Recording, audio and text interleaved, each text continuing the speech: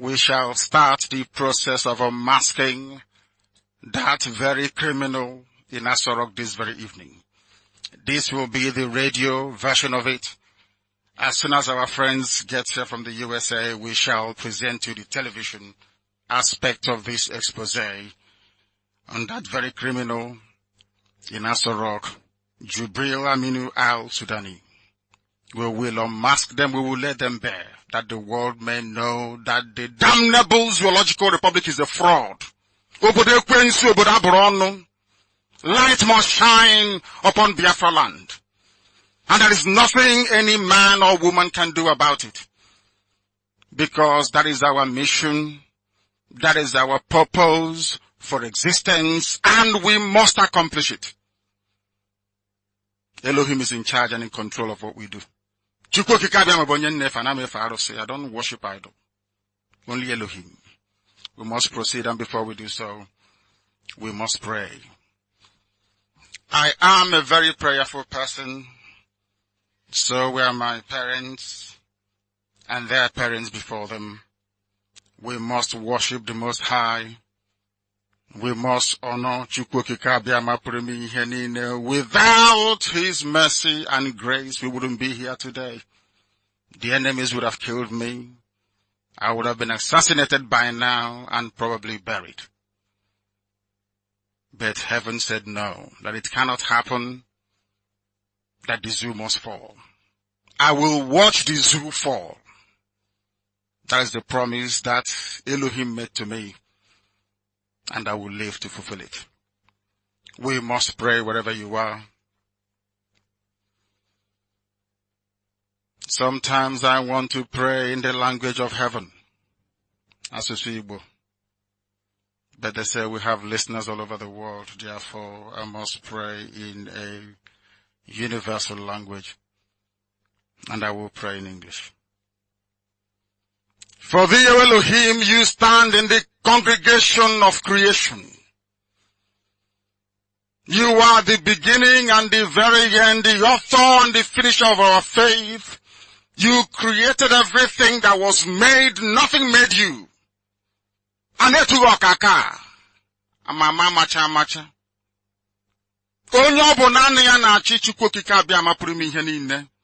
If you come close, you will know Him. In truth and in spirit, we come before Thee to hand over all our proceedings this very evening unto Your loving care, that You may give us wisdom, give us understanding, and also help those who cannot help themselves in the damnable zoological republic. People are in bondage and they are dying. Their greatest affliction is ignorance. We ask the Holy One of Israel to give them common sense and understanding, that they may reason, that they may reconcile their plight to their senses this very evening and reject evil. Only Thee, O Elohim, is the judge among every other judge, not minding the conspiratorial criminality of the zoo judiciary. Only You can judge justly. Only Thee. Because there are men that judge unjustly in Nigeria. They only respect the counsel of the wicked because they are evil. But only Thee, O Elohim, Chukwukika Abiyama, will judge the cause of we that are poor and fatherless. Because that's what we are. Nobody to help Biafra. There is nobody anywhere. But very soon all of that will change, because we are in Your holy land. I am in Israel. And Your light will shine upon us once again as it did in the old. You will vindicate IPOB Elohim. You will vindicate us. Because our hands are clean. We don't do any evil. We come before Thee with clean hands and a very clear conscience, because we are afflicted and we are in need of our salvation, our freedom. Because those that we are in the zoo with They do not understand. They walk in darkness.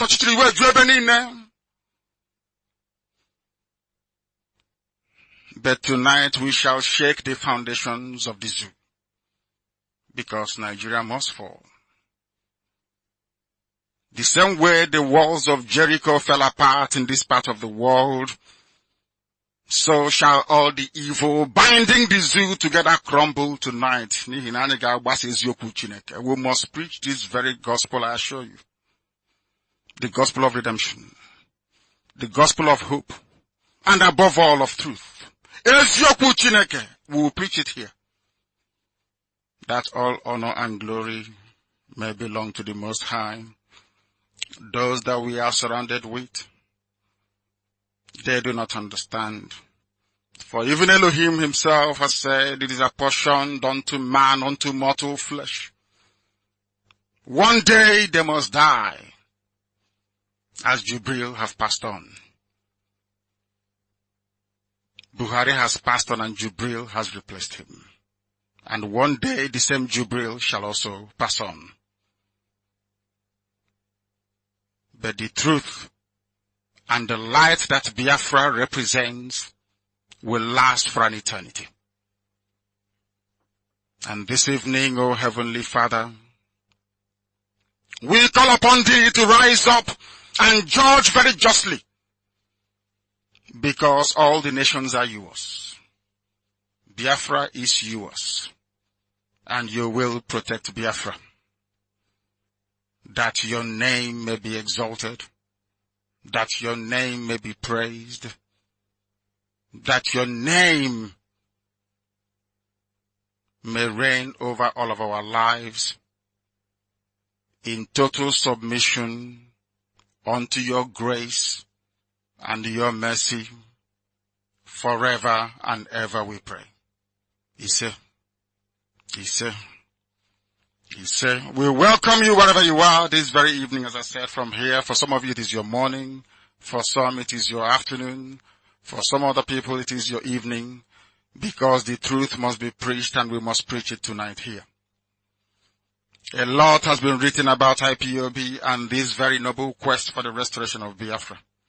But tonight we must put the record straight. I am here to prove this very evening that a majority, I will not say all, a majority of the people in the damnable zoological republic are very gullible. They don't ask questions.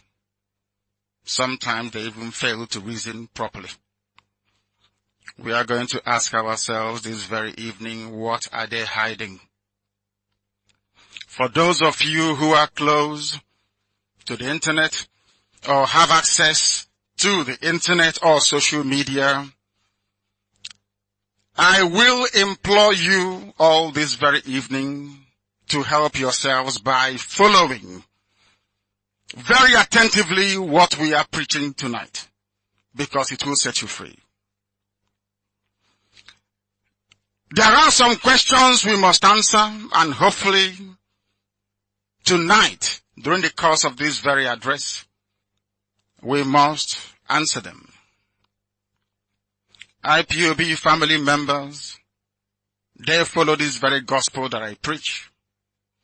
And I said that very thing there in AsoRock is not Buhari and that Buhari is dead. All the signs are there. Even when President Donald Trump gave us the hint, I don't want to see that lifeless. Lifeless means somebody who is dead. I don't want to see that lifeless person again. Trump said it. Most of you misunderstood what he was saying. He was trying to make it very clear to all and sundry that we do not reason properly and that most of us are blind, because what is before us we cannot see. Tonight I shall attempt to prove with facts, evidence and statistics that we black Africans sometimes, and especially some Nigerians, not Biafrans, are the most backward, unreasonable, and idiotic species of human beings on the face of the earth. I don't care if you get upset, but I tell you the truth. I don't feel sorry for myself. I don't blame the white man for my plight. I blame black stupidity in sub-Saharan Africa. That is why we are poor. That is why there is no electricity, no running water, no decent infrastructure, unemployment everywhere. Nothing seems to be functioning. We cannot keep blaming other people. The fault is from us. Because we have failed to engage with that part of our brain that has something to do with reason and logic. Tonight, we shall cure that very anomaly. We shall fix it. I will use the issue of Jubril, the impostor from Sudan, pretending to be Buhari, to wake up the entirety of humanity to the deficiency in the reasoning capacity of black people in Africa. No apologies whatsoever. There is something wrong with us. Tonight we correct it. Live on Radio Biafra. We are transmitting to the whole world. I am going to demonstrate a significant number of us. Black Africans are very primitive and backward and incapable of reasoning. I know I'm saying all of this. If Abba Kyari can go to Sudan and recruit somebody, bring them in with a little bit of silicon, can convince all of you that this very person who is now shorter is Buhari. This man who cannot speak Fulani indigenous language Fufude is Buhari. This man whose hairline hasn't receded one bit is Buhari. This young man who is maximum 45 years old is Buhari. If you can believe that junk, then you are lower than an animal and not capable. Means you cannot see. You are dumb and foolish. We are here to dispel all of that this very evening. Of course, there are a few reasonable people amongst us, I know. The whole of Africa cannot be stupid. There are reasonable ones amongst us. But I believe that their number is so insignificant that they hardly make any impact. They are the ones that I actually feel sorry for. And Biafrans fall into that very category. We are live and direct on Radio Biafra. They said they have bought over our frequencies. They are lying. They are lying. We are live on FM. In Akwa Ibom, we are live on 102.1. Tonight, in Akwa Ibom, if you tune in, you will hear and listen to my voice coming via Radio Biafra FM platform. Some people fell for their gimmick. We are on satellite. We are on Radio Biafra app. We're on tuning.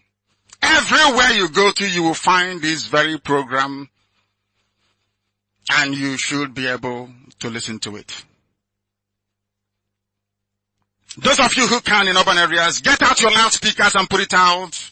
Place them on top of your cars, that your neighbors may partake in the blessing that is coming tonight. If you have not installed a satellite receiver for your village or your town where you come from or where you grew up, I suggest you do so immediately. We are shaking the foundations of the damnable zoological republic, the satanic edifice to corruption and evil. It must crumble before our eyes. Their cheap blackmail will not work. Their little lies and character assassination and innuendo will not work with us. The equals of everything that I say is that we're not going to vote. We're going to shock them next year during the presidential election. We're going to shock all of them that they may know that we have come to restore Biafra. This very issue of imposing a foreigner, a fraud and an unelected pretender to preside over the fate of 180 million people is the greatest tragedy before Africa. What Abba Kyari and the Fulani Cabal have done with Jubril is the greatest insult any people can receive. It goes to show that those that are in Nigeria are not human beings, because they have eyes but they cannot see. They have ears, but they are deaf to reason. It's only now that I have come to the realization that is something tragically wrong with our brain as black people, I assure you. There's something wrong somewhere. We must fix it. This historic fraud of Jubril was not perpetrated by Europeans. The British did not come down to impose Jubril. It was done by black people.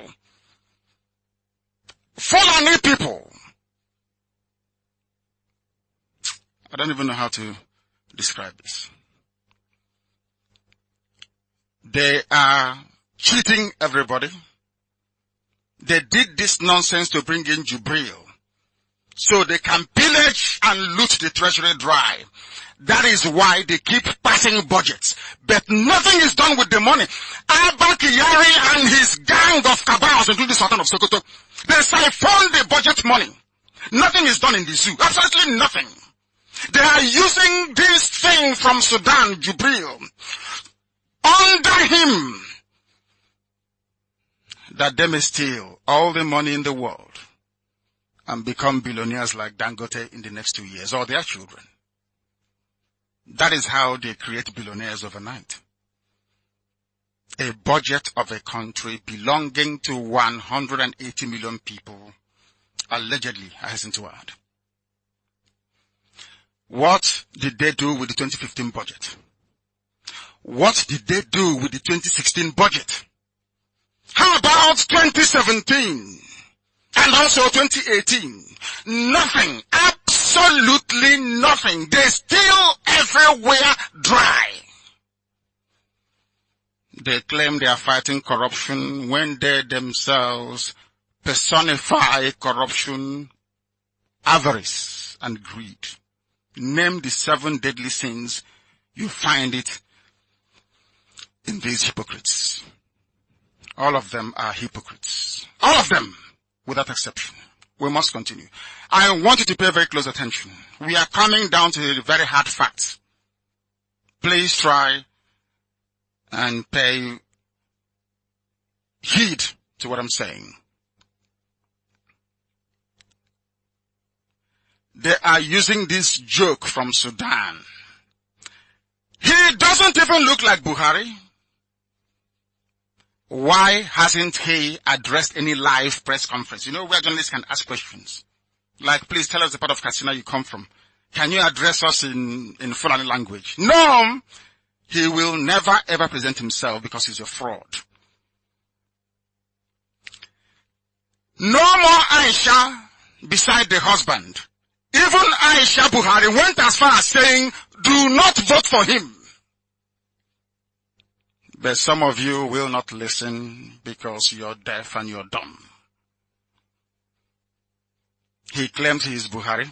Simple, Fulfude he cannot speak. He never meets the people. Only when it is all choreographed for him, prearranged and packaged. Suddenly this man does not fall sick again. Somebody that had a major brain surgery. He had tumor growing in his brain, if some of you can remember, that was affecting his hearing. The late Buhari had brain tumor. How can somebody that underwent such complicated procedure, like brain surgery, had a sizable chunk of his brain removed, not require any clinical follow-up or examination after such a huge surgery? It's up to you. But they have medical doctors all over the place in Nigeria. Some of them are doctor, which means they have PhD in medicine. Ask any of them, ask any doctor near you.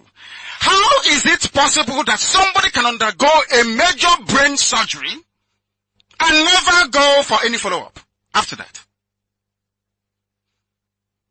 We must proceed. He doesn't fall sick again. This is a new, brighter, younger Buhari who doesn't feel the need to be seen with his wife anymore. Remember when, what is Buhari's daughter's name again? I used to tweet from AsoRock. When was the last time Zara tweeted from AsoRock? Not anymore. Because daddy is no more. And I respect them for one thing. At least they can't pretend that this Sudanese is their father. This very man from Sudan. This very young, bright young man.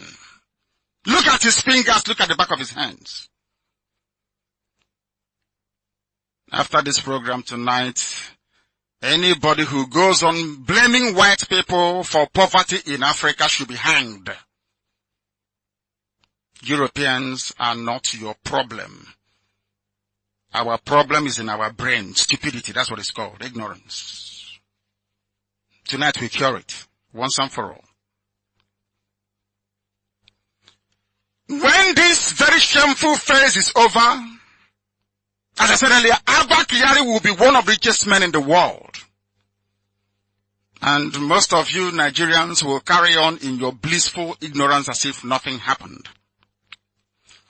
You remember last week I issued a challenge to all Nigerians to demand that Jubril remove his cap. If he is confident that he is Buhari will issue on my receding hairline.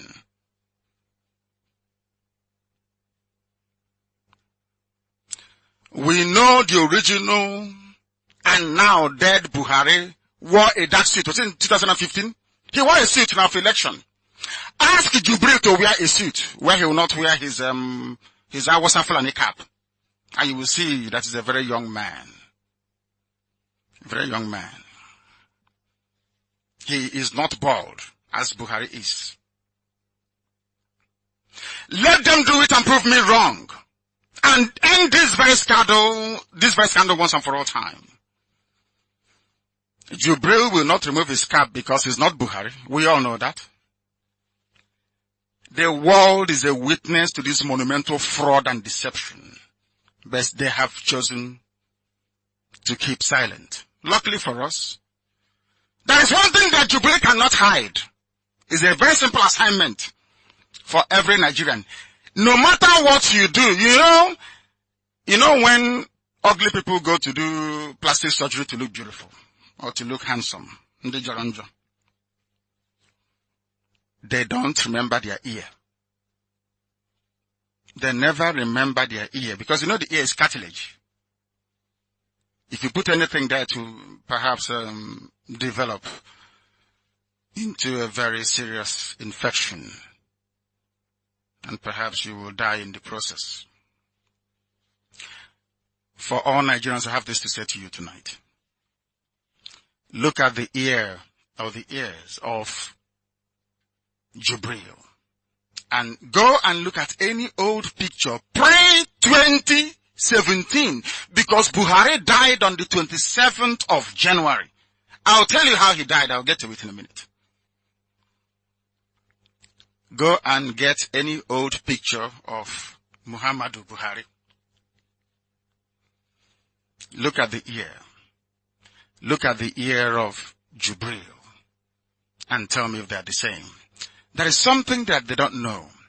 You see, no two people have the same earlobe. No, not the same design. It's like fingerprint. Go and check your brother now, your wife, your husband, your children. Go and check them now. Look at the ear.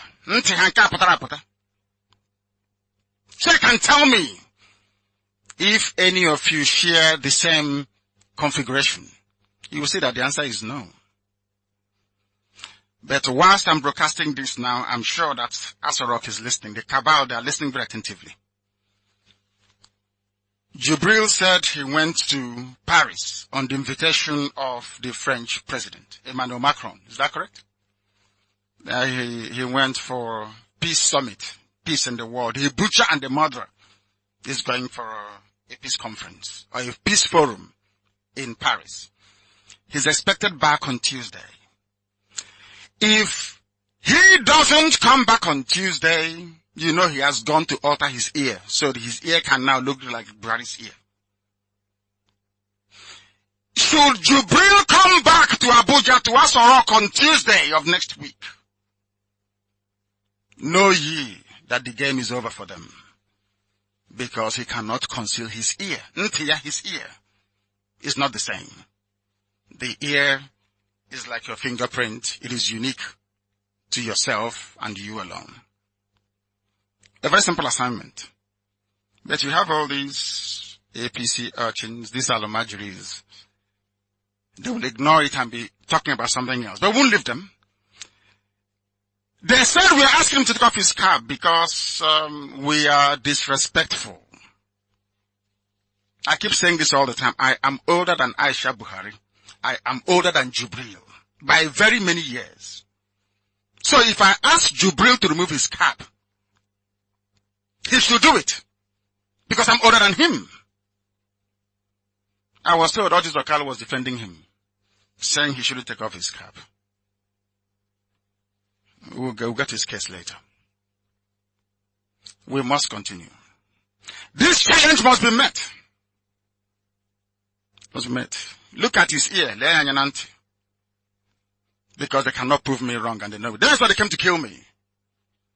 They were wondering, how did Nnamdi Kanu know that Jubril is from Sudan? How did he know we swapped the dead Buhari for this thing? Now living large, you're spending dollars.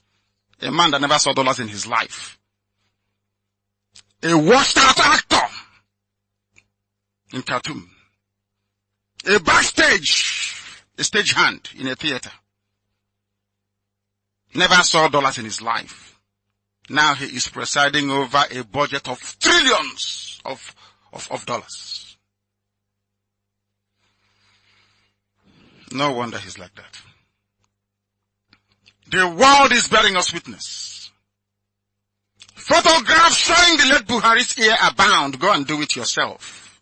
I challenge anybody to compare the ear of the dead Buhari with Jubril's own. You will see it is not the same man. Jubril is a fraud, manufactured for the purposes of maintaining the jihadi stronghold on power in Nigeria. The Fulanis, they have this arrogant born-to-rule mentality. Can you imagine if two Igbo men were contesting for the presidency? Some of them were actually writing and saying we should be grateful that Atiku remembered Obi. We should be grateful. But two Fulani men are contesting, two. Not an Awasa man, not a Jukun man, not somebody from Igbira, no. Not a Gbagi man, no. Those that own Abuja, the Gbagi people. No. It has to be Fulani all the time. And they end up messing up everything. They mess up everything. This is Radio Bible. If you're joining us for the very first time, this is a live presentation. There's no recorded program, it's live. The time now is 28 minutes to 8 here in the Holy Land of Israel.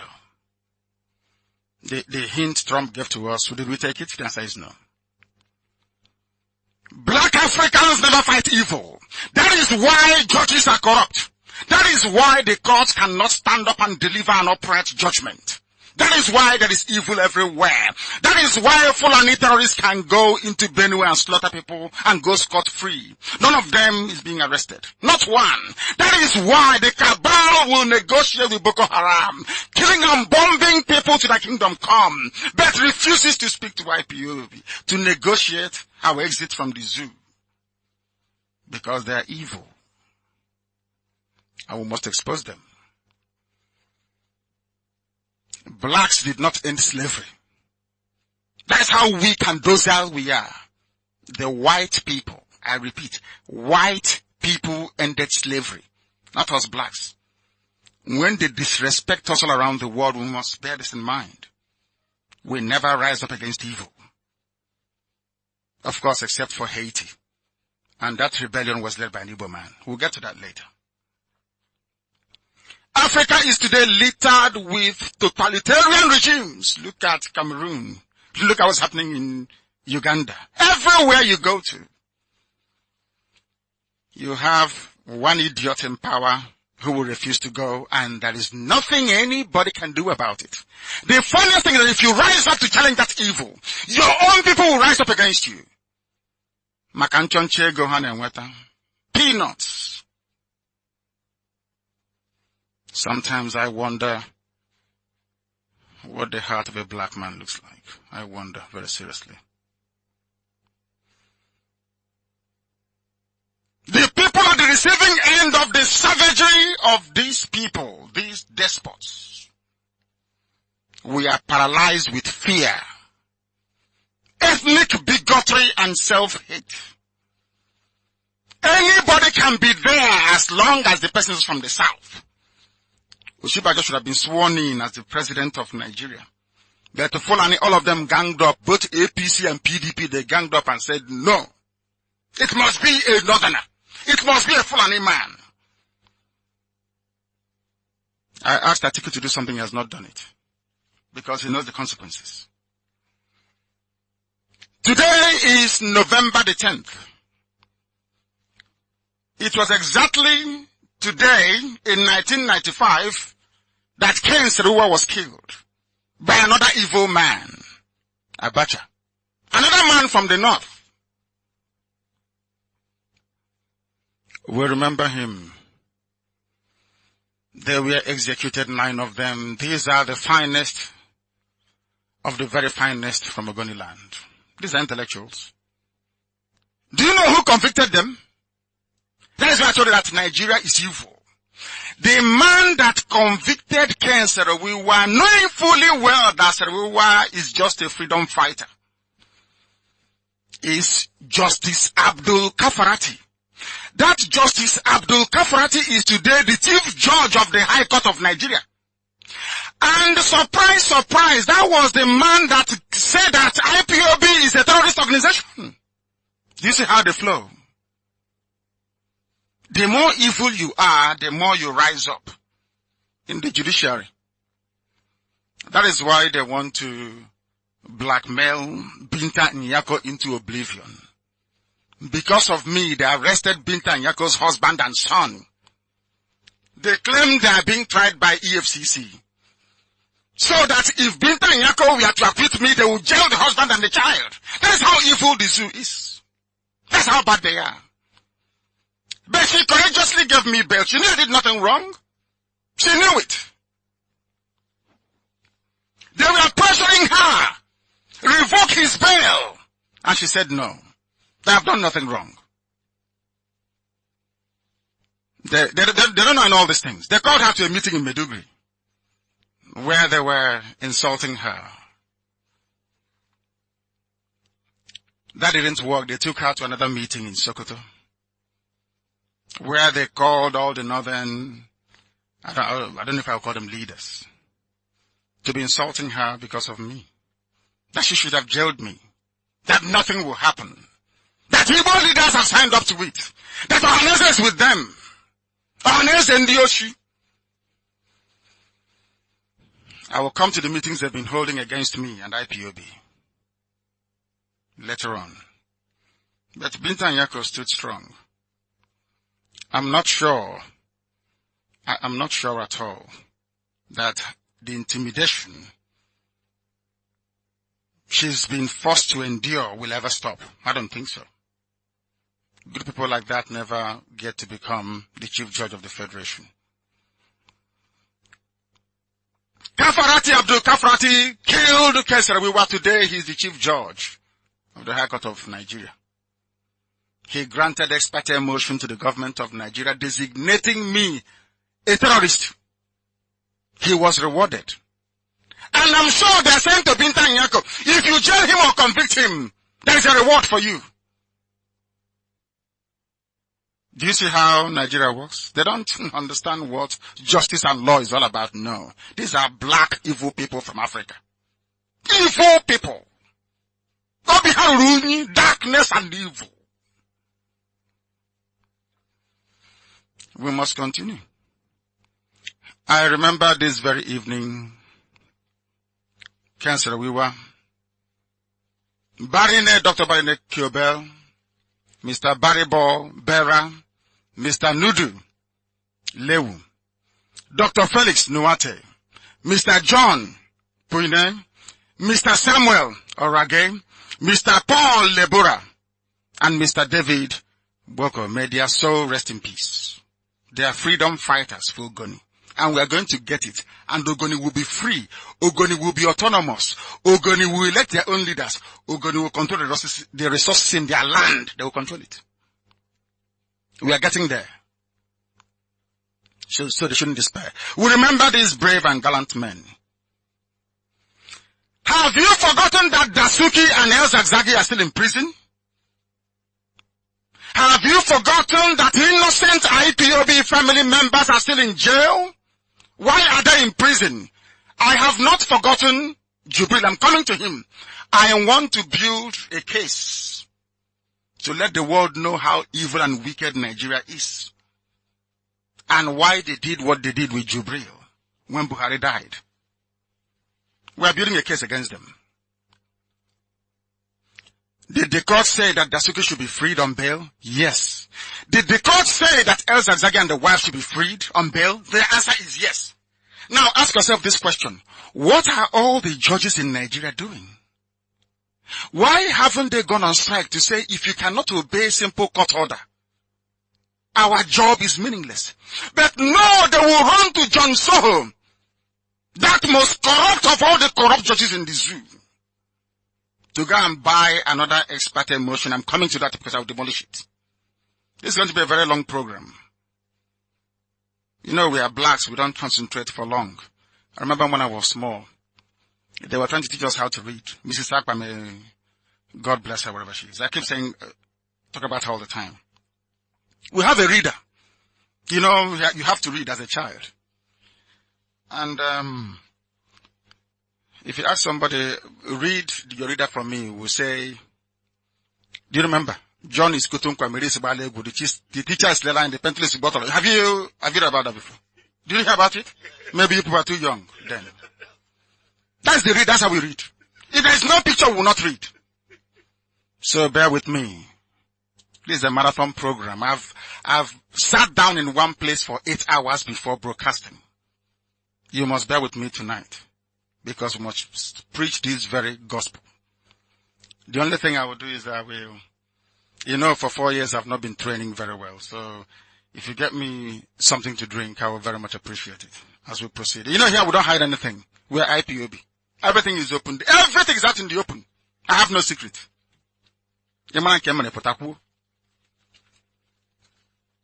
Dasuki and Essex are still in jail. They must be released. They never took them to Binta Nyako, Nnamdi Dimba, Justice Kolawale, Justice Ademola. These are good judges in Nigeria, I'm telling you. They will not take them to these judges. Because when Binta Nyako gives you bail, Binta Nyako will tell the people that he has bail. Don't go near his house or don't do anything. But of course they defied her. They came to kill me. Because they didn't want to take my men to Abuja. I promised them I was going to bring 2 million men. And they know I would do it. Instead, they chose to come to kill me. When some reporters that are writing for Tinubu Nation newspaper, when they report it, you wouldn't know. You would say, oh, Nnamdi Kanu, where is he? Did he jump bail? Tinubu's newspaper will not tell you that the army came to kill me and killed 28 people in the process. No, they won't tell you that. And they want me to be in the same country with them. Hypocrites and liars. Evil people. Some people shouldn't practice journalism in Nigeria, honestly. Do you see how evil the politicians are? That is how some journalists are. They see the truth and they twist it upside down because they are evil. Or because they don't want to be afraid to be free. Because of my case, as I said earlier, Justice Binta Nyako is under the radar and being watched. Any right-thinking person will know that I'm without fear before my enemies. I broke army cordon time and time again. Until Ohaneze and a few people that call themselves Igbo leaders, I'll mention their names later, plotted with this zeal to come and assassinate me. Until today, I remain convinced that somehow maybe they notified the British government. I don't know. But I will find out eventually. I will find out. They killed 28 of my men. 28 of them. I remember what the emir of Gumi said today. I think he's a retired justice, isn't it? This is what he said. Refusal to obey a court order is another form of corruption. Noting,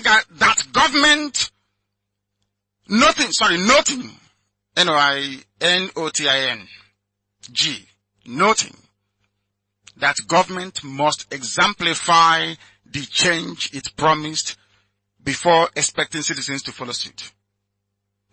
A court of law, a separate arm of government, said Dasuki should be set free.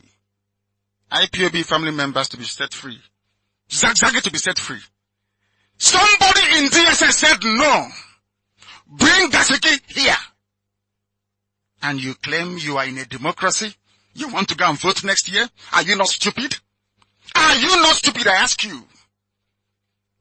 What are the benefits of a democracy if when the ruling or the judgment of a court cannot be obeyed by those that occupy AsoRock? And all you want to do is to be busying yourself running around. Where's your PVC? Go and vote. We need to vote them out. Those that voted them in should go and vote them out. You've been voting for how many years now? Do not vote February of 2019. Believe you me, your lives will change for the better. Just one day, you take back control of your life and you will not understand. Criminal judges are like John Tosa and Kafrati that are busy working for a corrupt government who are hell-bent on subverting the cause of justice.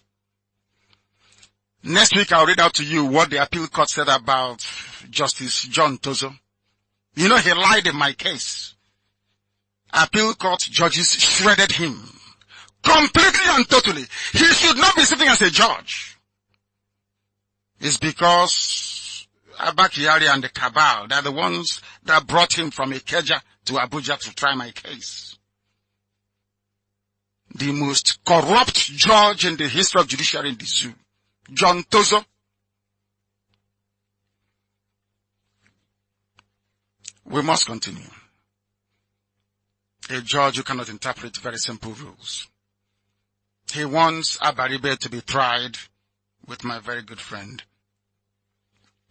Femi Fani Kayode. Nigeria judiciary is evil. Any court you go to, the court will ask you a very simple question. Who asked the army to invade Nnamdi Kanu's home and kill people? But you see, they're in the zoo, they're in Nigeria, they're animals. They don't reason very well, you see. They don't reason. You know, they sit down and they hatch one plan. If you do this, IPOB will fall. If you do this, you might get Nnamdi Kanu. And they give the idiot money. They give them money. And they give some to John Toza and say, please sign. Always ex parte in the judges' chambers. Why don't you come to an open court to argue it? Because you know you have no jurisdiction. You have no legs to stand on. A corrupt dark soul from Africa. Evil man, John Tozo. You hide in your office and you scribble something. It's ex parte. And the idiots that write for some Yoruba newspapers will be jumping up and down. I feel sorry for the black man. The way he reasons. Very, very distressing, I tell you. This is Radio Biafra. If you're joining us for the very first time, we welcome you wherever you are. Here we preach the truth. Is everything okay at all? Is everything okay? We must continue. You even have Sani Abacha Road in Iguacha. Chineke mere mebe. Oh dear me. Unbelievable. Unbelievable. Sani Abacha Road. Unbelievable. Incredible. And today, is there anybody else that remember that today was the day they killed Ken Sarawiwa? I don't think so. I don't think so. I hope our signals are going out, everything is okay. Is that correct? We are on top. The zoo are lying that they shut us down. School. I am educated. How can you ever stop Radio Biafra? It's impossible. Who is the bastard who can stop Radio Biafra? It's not. We are unorthodox here. Some people say to me, you must speak like a head of state. And I said, no. The zoo is in the gutter. I climb into the gutter to fight them inside the sewage. If they climb into dustbin, I follow them into the dustbin. And I fight them then and defeat them. They are not ashamed of themselves. Look at the idiots talking. Oh, soldiers came for him and he ran. How many soldiers, how many rifles? If I have the same number of guns, I will take the entire zoo. I'll bring it down. For your information. The zoo is in trouble because I'm here. And they know it. They know they're in very serious trouble. Very serious trouble. We must continue. I will not bother to go into the nitty-gritty of the suit, the so-called mandamus. I will disgrace Tozo until they sack him as a judge in the zoo. I will shred him to pieces. The whole world listens to Radio Biafra. I said the whole world, everybody listens. The government of Israel and every other government in the world, because they know I preach the truth. They know what I tell them is the truth. But we must continue. Ebonyi State is live. They're saying we are live in Ebonyi State. Who is the zoo to stop Radio Biafra? They're drunk. Look at Okorocha and all of APC. We must talk. Oh, everyone is an if I talk, this will happen. If I talk, ask Okorocha and those the saying, if I talk, oh, and Governor Musu, ask them, what is it you want to say? Is it not that Jubril is not Buhari? That's what they want to say. Do you see how the zoo works? Okorocha is hoping to leverage on the fact that he knows Buhari is dead to blackmail APC to make his son-in-law the governor. When Oshomole said, no, I will not do it, he said, if you push me, I will talk. Oh. That is the zoo for you. And when I call them a zoo, they start getting upset. I am the only person that had the guts to tell the whole world. I was in my father's compound when I said it. That Jubril is fake. I said it before anybody else knew. I know his name. I know what he does. I know the day they recruited him. Sometimes they wonder how I know. I cannot run a worldwide organization without having people in AsoRock that give me information. That means I'm stupid. I have people inside AsoRock that give me information. If they don't know, let me tell them now. The day Buhari died, I know. Do you know that Buhari's aircraft made a stopover in Casablanca to pick up a life support machine? You don't know that, but I'm telling you now. Go and look at the log of Buhari's flight when it left the zoo. Ask them, they will tell you. They left the zoo on around the 17th or 18th, in fact on the 18th. I was in court on the 17th, he saw me, he collapsed and he died. Just merely looking at me, Buhari won. That he would die and he died. They made a stopover in Casablanca in Morocco to pick up a life support machine because the Dulad of Daura stopped breathing. By the time he got to London, he was virtually declared brain dead. I have all the facts and figures, and I'm giving it to you tonight. Only me could have said it. The case of Jubril is an international conspiracy of immense proportions. Even Igbo politicians are among them. Igbo, Yoruba, Igbo, Awasa. Do you know what they said? Okay, if we agree that Jubril is not Buhari, Nnamdi Kanu would have won. The zoo will collapse and Biafra will come. That's why they said no, let's not give him the credit. But Elohim sent me, not man. Elohim said I should come and I came. That light may come where once there was darkness. That is why we do what we do. Without fear before anybody. If Zoo was strong, why didn't they come one after the other? Than sending a platoon of soldiers and armored tanks, Air Force jets to come to my house to bomb me. Cowards there. We must continue. Sultan of Sokoto Bukola Saraki, Rochas Okora Wasa, all of them can testify that Buhari is long dead and replaced by that thing from Sudan. This is an open season of blackmail. We shall go through some of them now. Olusola Oke, you know him. He's an APC chieftain from Ondo State. Is there anybody from Ondo State who doesn't know Olusola Oke? You know him? APC should not force me to talk, oh. That's what he's saying. Talk about what? Are you going to talk about NEPA, electricity, or is it water? Or is it about Ajokuta steel mill? What are you going to talk about? If not Jubril. Roger Sokorocha said, if I talk, AsoRock could be burnt down by Nigerians. Why is it that we have journalists who prefer to write junk rather than going to Okorocha and asking him, do a bit of investigative journalism? What is that thing what is it that you want to say that will make us go and burn down AsoRock? And Okorocha will tell you that Jubril is not Buhari. You know Governor Amos of Lagos State. If APC pushes me, I will talk. Go and ask these three people what they mean by that, and then they will tell you that Buhari is long dead and Jubril is an impostor from Sudan. I gave some of you assignment last week to do. I read on social media, even on Hafia is on 102.1 this evening. The whole world is vibrating. But they went and paid the Sun newspaper to write rubbish. We have harvested. We have harvested. We have harvested Radio Biafra frequencies. I'm a Biafran. I am Igbo. I am intelligent, more than all of you put together. So how do you think you can defeat me? It's not possible. You must know that. All the consultants you've been hiring all over the world, have they made any dent on what we are doing? The answer is no. So that should tell you something. I gave an assignment last week and very few people did it.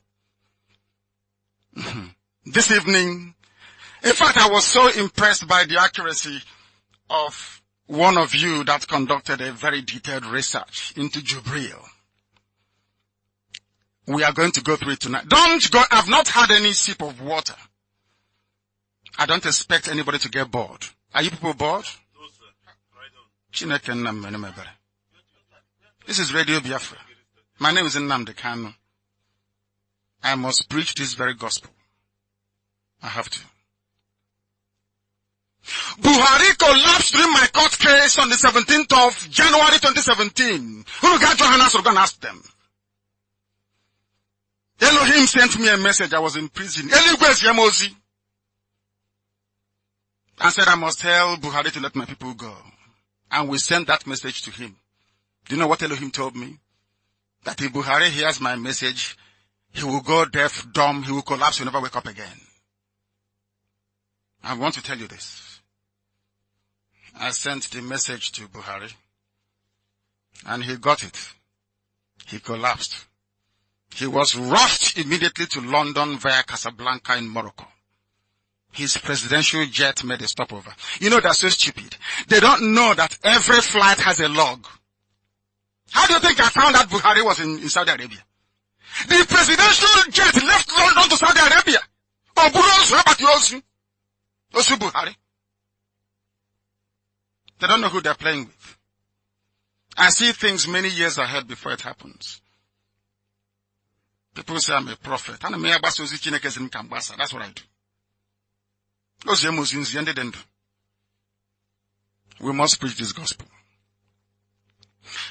In Casablanca, go and check the log of the presidential jet that Buhari took out of the zoo on the 9/17/18th of January. They picked up a life support machine in Casablanca. Buhari was put on a life support machine inside the presidential aircraft and flown to London. He got to London, he underwent brain surgery to remove a tumor and release the pressure on his brain.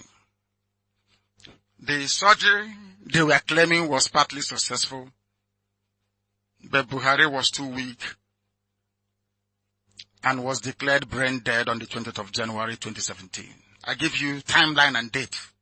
Where they are now, they are suffering from severe cold. Their bodies are shaking. I don't want to tell them if I have informants in the UK, but I want to tell the combination of DSS, intelligence agency in the zoo, everything you have in the zoo, you are not up to one IPOB intelligence officer, not one. All of you put together. Their wall must collapse tonight. The wall of fraud and deception. Buhari died. But to avoid the onset of rigor mortis, for those of you who are into medical sciences, to avoid the onset of rigor, he was placed still in oxygen tent, life support machine. The doctors did all they could to revive him, but nothing came of it. There was a picture taken of an emergency meeting of northern governors where El Rufai, that midget, that rabbit, was presiding. Go and look at their faces. It's an assignment because if I give you everything, man, this OG, all we do is to consume. We don't manufacture anything. I want some of you to go and do some research. Go and look for that picture where El Rufai and all the northern governors, we are looking as if all their mothers died at the same time. We must continue. On the 27th of January, the life support machine was switched off and Muhammadu Buhari was pronounced dead. His corpse, Ozia, was flown to Saudi Arabia on the 28th of January 2017 for interment. Do you doubt me? Ask your zoo. Please give us the log. You know that aircraft that was parked in London, in Luton Airport for how many months? Please, when it took off, where did it log it was going to? They will tell you Saudi Arabia on the presidential jet. They don't know who we are. On the 28th, the flight took off from Luton Airport with Buhari's dead body on board. The work to bring Buhari's replacement started immediately, and I will tell you why. I said it before and I will tell you now. Which was why they filed a case in the court against him. My good friend Fani Kayode. He's an essayist, so he writes very brilliant articles. You know he's learned. Very brilliant articles he writes. He wrote about the curse upon Fulani. Anytime they go into AsoRock, they must die.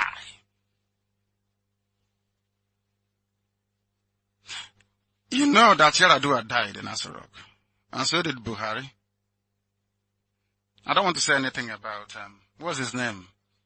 What's the name of the next Fulani man contesting? What's his name? Atiku Abubakar. He should be very careful. We must proceed. The work to replace Buhari started almost immediately. A few senior APC members were taken into confidence and informed about the switch from Buhari to Jubril. Those months of silence was when they were undergoing extensive test and plastic surgery. They recruited 4 people. 4. To test and see if they can behave like Buhari or if the face can be molded to look like Buhari. Because they were determined not to relinquish power.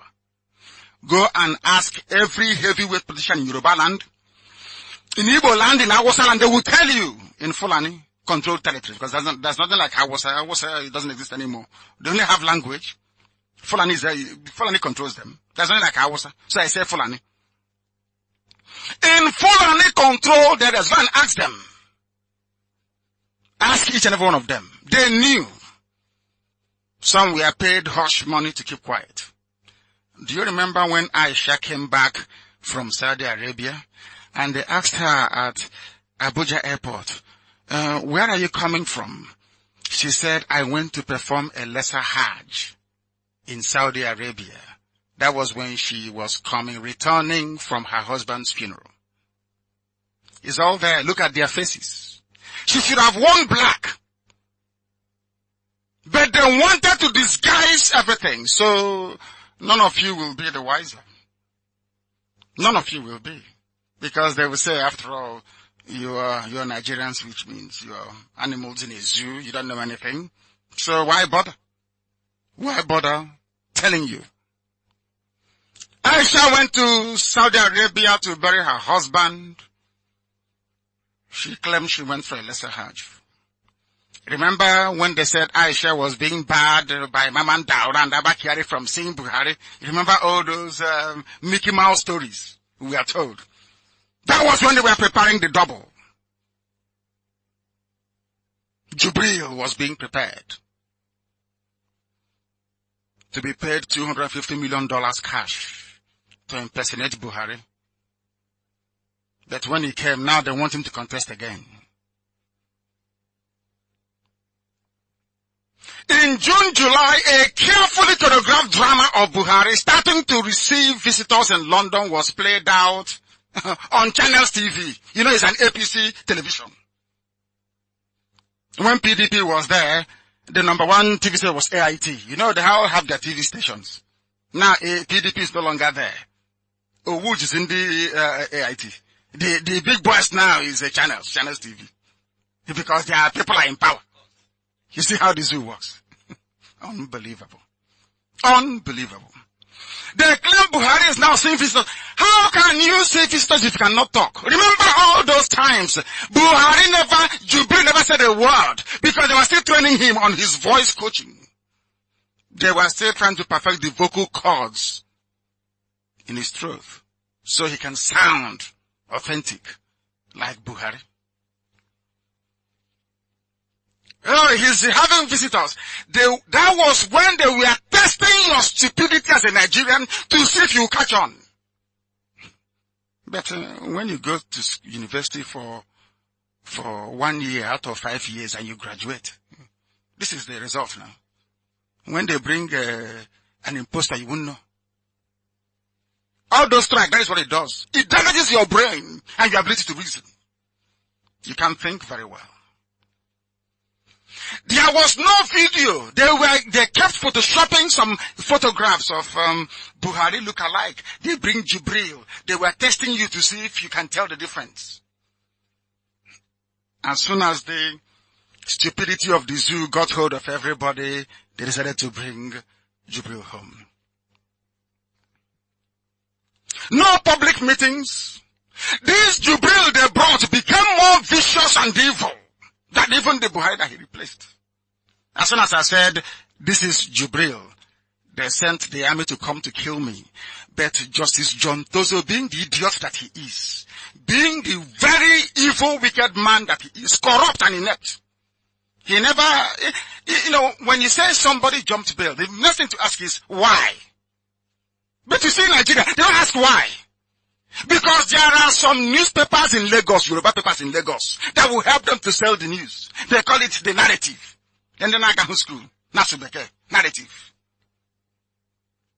Do you see how silly and useless Nigeria is? Do you see why we want Biafra? We must proceed. When Fani Kayode gave a private interview alleging that Buhari has a look-alike in Jubril from Sudan, they threatened AIT. They said to AIT, if you dare air that very video, we will show you. AIT being an African TV station staffed by Africans who are naturally cowards and cannot stand up to fight evil, they succumbed. Go and ask Ango Abdullahi, as mad as he is, did he not say that thing there doesn't look like Buhari? Ango Abdullahi, go and ask him. Even the attack on my house backfired. They wheeled out Ojo Zokalo to say things about me that he ought not to have said because they were lies. When the world started asking questions, everybody was asking questions as a result of what I said, it became very clear that this Jubril is 15 years younger. What is even 15 years? Almost 25 years younger than Buhari. Look at Buhari's hands before and look at the hands of Jubril. That tells you all you need to know. All of a sudden, Buhari that was so tall became shorter. Buhari swam overnight. And if you ask, no, I want to go and vote. Have you gotten your PVC? But the person you are planning to vote for is not Buhari. Can't you reason? I'm sorry some of you can't because you are from Africa. Black from Africa. Absolutely useless. Look at his ear. Everybody go and get Buhari's picture now. Look at the ear from Buhari's old pictures. Go and look at it. And then look at the ear of Jubril. And tell me if Abba Kyari is not making a mess and a fool of everybody. This one is now Daga. All of a sudden, no more chemotherapy. You know when you undergo chemotherapy, your hair always fall off. This one, there is no problem. His hair is intact. His nose is now looking like an Arab man. Look at his nose very well. Is that the nose of Buhari? Maybe they may change it between now and Tuesday. They may call in an emergency surgeon or use plasticine. You know, those people that do special effects for Hollywood filmmakers. When he came back, they said a rat infested his office. He couldn't get in because his fingerprint was no longer working. It's a safe place. You remember what happened to Babangida at Dodam Barracks with Gideon Oka? That was how they designed AsoRock. Babangida was the first person to move to Abuja. So he designed AsoRock so that what happened to him with Gideon Oka will not happen again. That nobody can just access his office unless he bosses you in. So they built it in such a way that it will scan your fingerprint, read it, and then let you in if you're the president. They came back now without planning ahead, and the door would not open.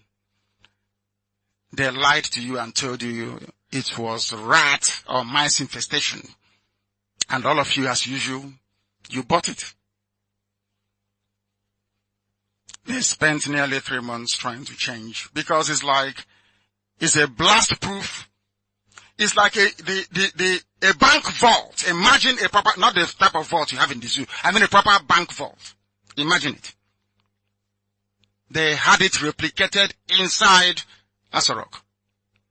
So that no bomb, bullet, anything can penetrate to the walls. They had to change everything when they brought in Jubril. That was exactly what happened. Do all of you remember when Zara used to tweet and post from inside AsoRock? Has that been happening? All of a sudden? The army is now powerful and extremely dumb because it is Abba Kyari's plan with that midget in Kaduna, El Rufai, to expand Islam and finish Buhari's work for him. The United Kingdom government and the USA, they know the truth. They know the truth. And I'm sure they must have used it to negotiate very lucrative economic deals with the cabal. In order to satisfy external interest and embezzle more money by the cabal, that is why the zoo economy is so low and now the poverty capital of the world. They are using all the money from the budget to settle all the people that know that Buhari is dead. That's why they cannot do anything. I hope it's now flowing. Are you following what I'm saying? The headquarters of poverty is now the zoo, according to the Global Rating Index. Do you think the cabal is interested in improving the economy of the zoo? They are like Yahoo boys, or a bunch of kidnappers. They've kidnapped the entire economy. That is why your children cannot find any meaningful job once they graduate. Since Jubril, this fake Buhari, entered, which major project is going on in the zoo? You only hear of promises and lies upon lies. Whoever brought a Sudanese man and made him to undergo plastic surgery in London and unleashed him on the dumbest and most cowardly population on earth is an evil man. Even during the height of colonialism, such evil could not have been perpetrated. If Abba Kyari and his gang had chosen another Fulani man, perhaps it wouldn't be a major problem. But they went all the way to Sudan to pick somebody to impersonate Buhari. This is the height of deceit. This is the highest form of evil. All of you have suddenly forgotten that Queen, Her Britannic Majesty, Queen Elizabeth II, sent a message of condolence to the family of Muhammadu Buhari and the people of Nigeria. Fact. This was widely reported, but those that wanted to hold on to power at all costs refused to hand over to Sibajo. They were blaming Obasanjo, saying Obasanjo did the same thing to them with Yaradua, that he's doing the same thing again to them now with Buhari. So they won't agree. Go and ask Atiku Abubakar, the PDP presidential candidate. Ask him. Tell me, ask him in the name of Allah. Is that person dear Buhari or not? And then you get the answer from him. Everybody knows that a doormat has more value than the position of a vice president. We all know that. That Jonathan got there was sheer luck. Nothing more, nothing less. Fulani Caliphate will consistently overshadow and overrule you.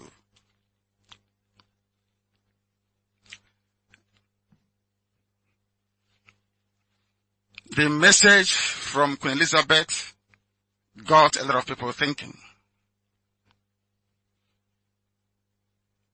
Do you remember that Africa Union held a meeting in Addis Ababa on the 2nd of February of 2017? Is that true or false? It's true, isn't it? Now, they held a minute silence for somebody during that meeting. Who was that minute silence for? For who? They don't know that the Africa Union, they have authenticated minutes of their meeting. And it is there till tomorrow morning. Maybe they may go tonight and have announced it to go and pay them to erase it. But we know that the AU held a minute silence for Buhari. Remember the picture of a lifeless and a dead Buhari in London hospital? I'm sure some of you have seen it. That was before the rigor mortis set in London. That picture confirms, of course, beyond every doubt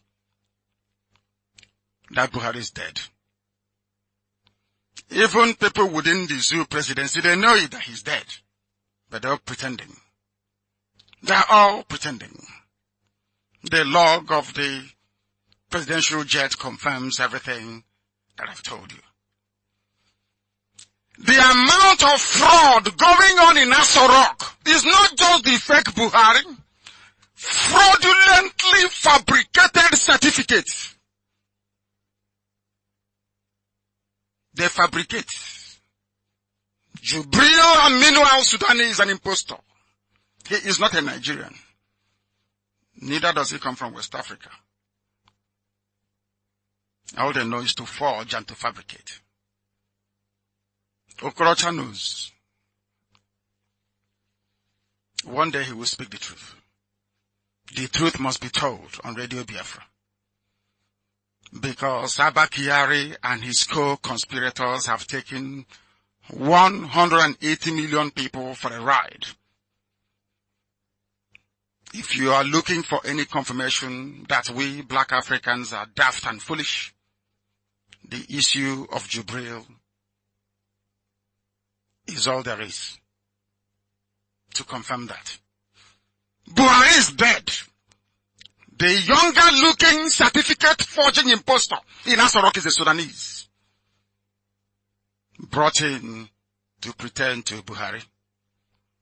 Had Abba taken the hint and declined to field Jubril for the 2019 elections, perhaps they would have gotten away with it. But they grew very greedy. You know greed. They say absolute power corrupts absolutely. So they felt they could get away with it. That is why they even had the affront to field a fraud. Abba and the zoo will go down with Jubril. Sultan of Sokoto is part of it.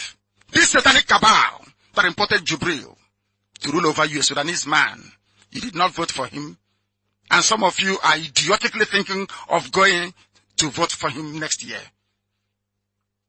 I don't know who created black people, honestly. They must ask themselves this question. Why did Queen Elizabeth write a condolence letter if Buhari wasn't dead? They said the death of Buhari came to them as a shock. The Queen wrote it. They have denied everything because they are liars. Do you remember Dora Akunyili?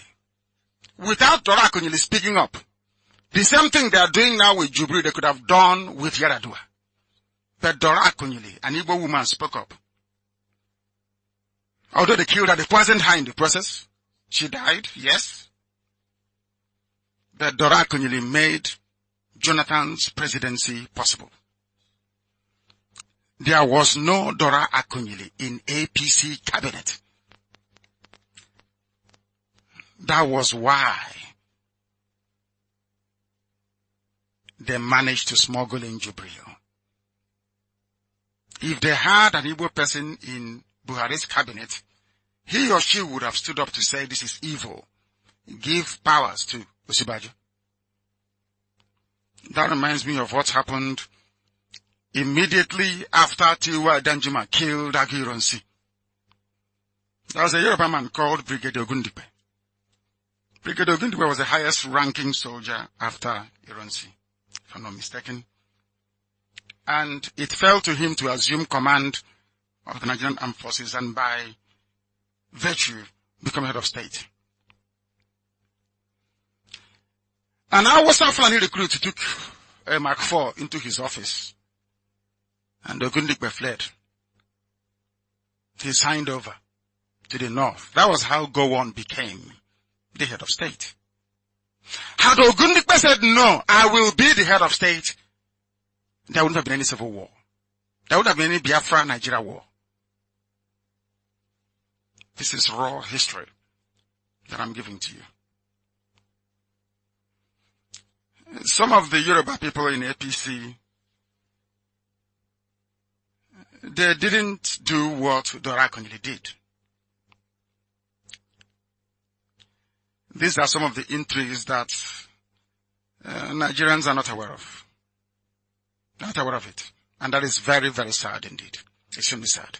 This is Radio Biafra. If you're joining us for the very first time, we are here to make sure that we preach this very gospel, that the world may know that Chukwu Abiyama asked us to come. We must preach it. We must preach it. If you know Jubril where he is, look at his ears. That will tell you all you need to know. Go and bring Buhari's former pictures and compare it with the Jubril that you have in front of you. And then you will understand what is happening. You will come to appreciate what Radio Biafra is doing. Go and tell your people not to vote next year, because the person you are planning to, whose name is on the ballot paper, is not a Nigerian. He is from Sudan. That is a fact.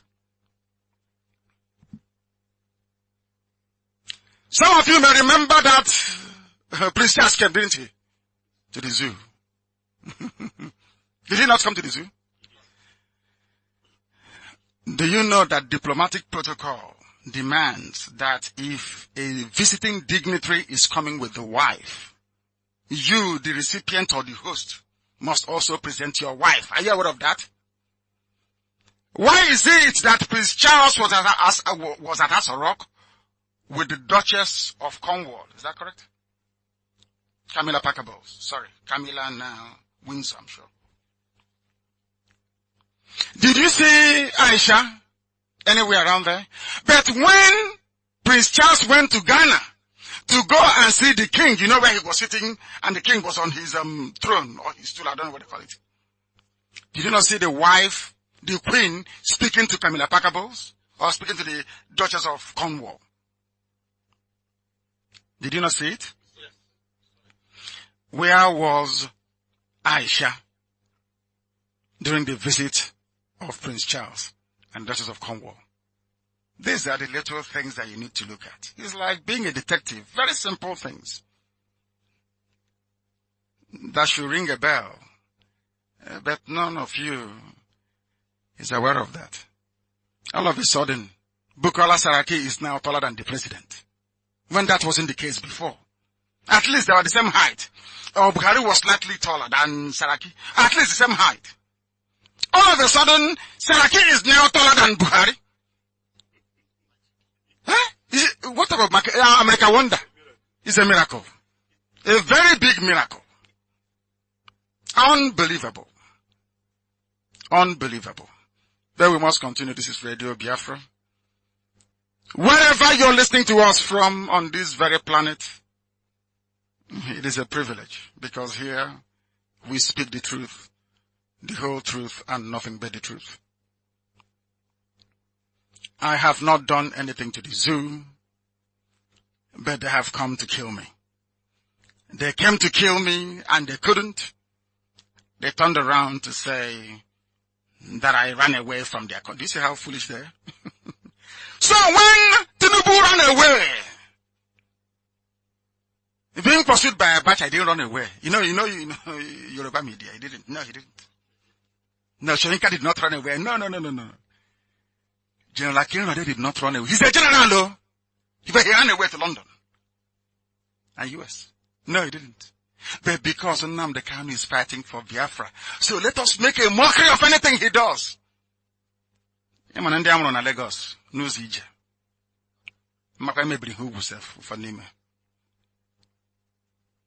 I feel sorry for them. Let me not go further. We must continue. The Queen wrote a message of condolence to Buhari and to Nigerian people. Today they are pretending they never saw it. And now they have placed on the ballot paper somebody who shouldn't be there. Somebody who shouldn't be there. Prince Charles came. There was no Aisha. They know that international protocol, courtesy, niceties, just name it, dictates. Once a head of state is coming with the wife for a photo op, it's called. The wife of the host must be there. Aisha was nowhere to be found. Now is the time to start asking questions. I'm telling Nigerians that you call yourselves to start asking questions, because I'm not a Nigerian. Although some people chose to misread Abaribe's alleged letter to the Israeli embassy in Abuja. He said, this is our citizen? I can't remember anymore. I am a Biafran. I am a Biafran, not a Nigerian. God forbid. Britain cannot say they know nothing about this. The Archbishop of Canterbury was wheeled out. The Archbishop of Canterbury allowed the Anglican Church to be used to rubber stamp what is in essence an international fraud. Archbishop of Canterbury was Buhari's friend when they were stealing oil in the 70s and 80s. Archbishop of Canterbury. They used him to authenticate this fraud. I'm sure Jubril will be upset about it.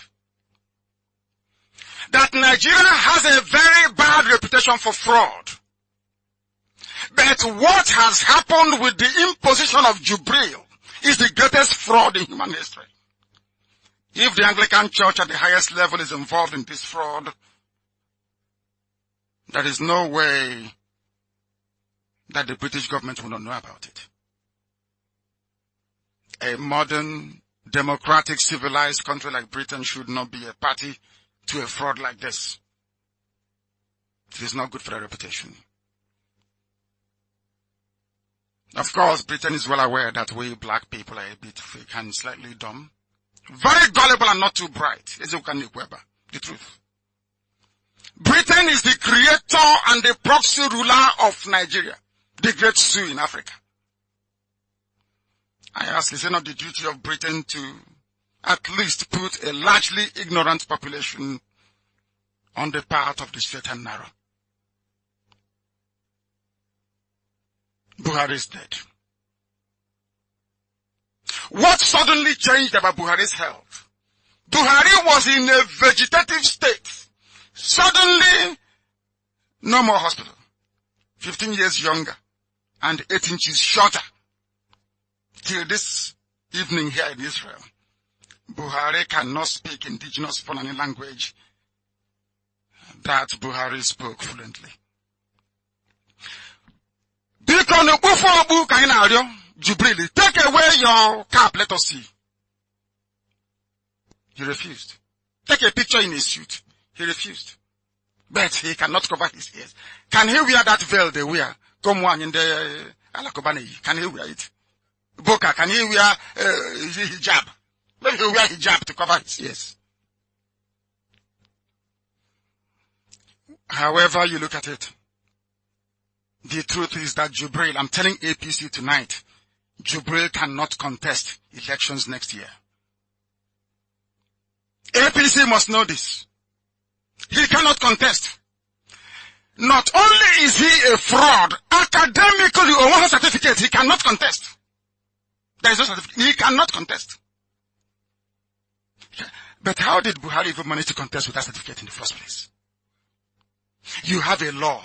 You made a law. INEC made a law to say, if you don't have these certificates, you will not contest.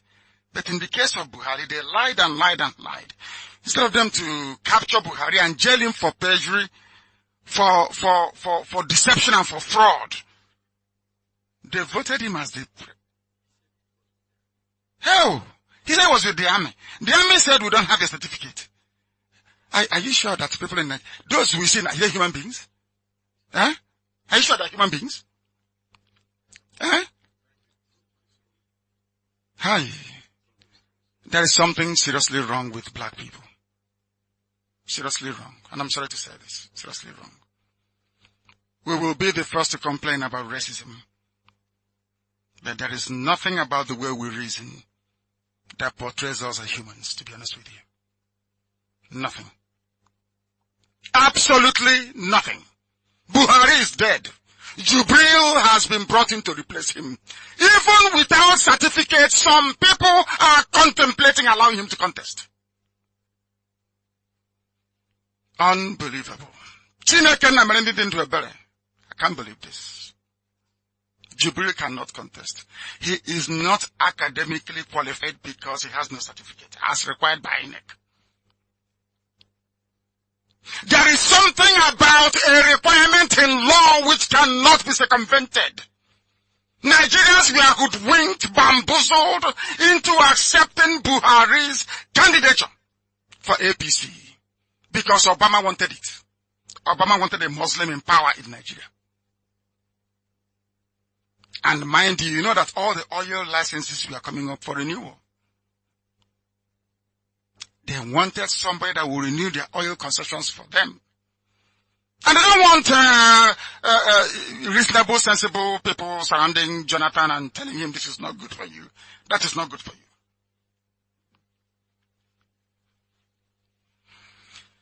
PDP are other parties don't want to push this very case because they know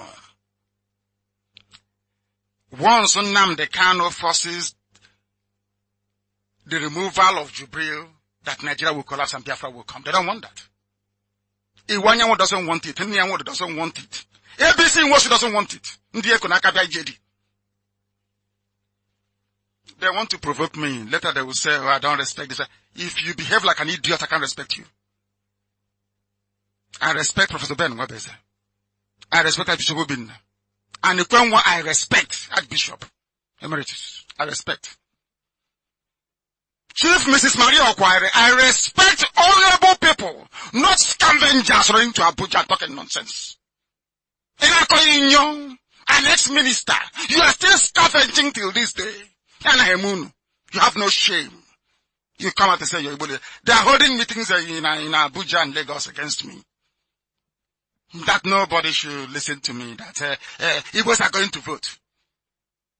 In return, as Rochas just did, so that their children can be ministers. We'll get to them later. However way you look at it, whichever way you look at it, Jubril cannot contest. If Jubril contests, then I know that Nigerians are lower than even wild animals in the Serengeti. He is not qualified, number one. Number two, Buhari is dead. And Jubril is there. Certificate forgery is an offense under the law in the zoo. Jubril must be prosecuted. You see how clever they are. Every security agency is staffed by one illiterate Fulani man. They know what they're doing. I hope it's the DSS or police that will go and arrest Jubril. He's a Fulani man now. Abakiari will be there. Monguno will be there. Danali Monso. These are all Fulani people. Fulani throughout. They will all be there. And who are you going to arrest? You know, there's something they say, man pass man. They can arrest anybody else, but not their own. How many times have EFCC arrested a northern governor? Is it not who was the one that took $5 million bribe? Is it Ganduje, whatever they call him? Has he been invited by EFCC? Yeah? The Fayoshe, before he left office, they invited him. This one took bribe on video, dollars. Has he been invited by EFCC? The answer is no. And an idiotic person somewhere beside me, Nigerian. I'm a proud Nigerian. I feel sorry for you. A vulture is better than you. I'm a proud Nigerian. Unbelievable. Unbelievable. Jubril cannot run. Sometimes I even think that the certificate saga was engineered to deflect my attention away from running this expose on Jubril. If that was their plan, I can assure them that they have failed woefully. Nigeria is an evil entity. Everything about Nigeria is evil. Nigerians are themselves evil. The judiciary is a greater evil. And the governance in the zoo is the worst form of evil ever known to any human being. Nigeria should not exist. It shouldn't. The political class in the zoo, be they Igbo, Yoruba, Hausa, that's not like Hausa, Fulani, because Fulani conquered Hausa and they ceased to exist. I don't count them in the scheme of things. The political class in the zoo, Nigeria, is a group of finely selected, voracious criminals, intent on stealing, intent on impoverishing the lives of the masses. They have no conscience, nor regard for human life. In the zoo, Nigeria, you will come to the realization that there is something deeply evil about black people. Nigeria epitomizes everything that is bad in a black person. Nothing is done the proper way. They visit civilized countries, they come back more foolish than when they left. Nigeria will go down in history as the greatest mistake that Britain ever made. The greatest mistake they ever made. Both INEC in Nigeria, WAEC, the West African Examination Council, the judiciary, all are institutions of corruption. In Nigeria, they manufacture corruption. These agencies I've just mentioned must be held accountable for the fraud called Jubril. The fact that INEC accepted nomination papers from APC, fielding a Sudanese man, a fraud, makes INEC an accomplice to fraud and deception. The Fulani Caliphate have ruled Nigeria more than anybody else. And that is why Nigeria is in a mess. You cannot give what you don't have. If you have no class, you don't have it. Money can't buy it for you. A certificateless cattle-rearing dictator was rehabilitated by Bola Ahmed Tinubu, Atiku, Obasanjo and the rest, and gave him to all of you. Some of you voted for him. You see why I love Biafrans? We see fraud from a mile away. Southeast and South-South never voted for him. Biafrans never did. Even Yorubas forgot that the Biafrans voted for Abiola. We see what others cannot see. I wish one day that envy and jealousy can let them appreciate how blessed the Biafrans are. There is no need talking about fight against corruption when the impostor in AsoRock is corruption personified. Corruption. The world knows Jubril is not Buhari. The zoo Nigeria is a fraudulent country full of fake people with fake promises. Remember Abacha's Constituent Assembly? To Obasanjo's reform, whatever he called it, conference. To Jonathan's confab. Have you ever asked yourself why nothing ever happened to any of these fanciful get-together? Because the same oil-dependent, lazy allocation, sharing, northern cabal are the ones that made sure that none of these reports saw the light of day. Because within each and every one of them is a provision for autonomy. They don't want it. They know if Nigeria were to be split into regions the way it were before, that we in the East will make them look very bad. So what they did is to dump down everybody. So we sink low to the Al-Majri level. We no longer reason properly. All we care about is 1,000 naira for our PVC so we can go and vote. Just 1,000 naira. If you do very well, you get 4,000 naira. People no longer reason. Because Nigerians now reason more or less like Al-Majris. They don't think properly anymore. People who are so lazy, I'm talking about Nigeria, that they base their entire future on oil and gas proceeds from Biafra land. I'm not blaming anybody. The British, our creator, the creator of Nigeria. I say our because they lumped Biafra into Nigeria. Placed them in a very good position. When you give an illiterate control over money with political power and military might, there's only one likely outcome: disaster. The Disaster, absolute disaster. That's what happened in the zoo. Do you know that Buhari never completed any school program? Some of you don't know this, but I'll tell you. Or any course in his life. Just imagine how he made it to the rank of a major general. Just because he's Fulani, beloved of the British.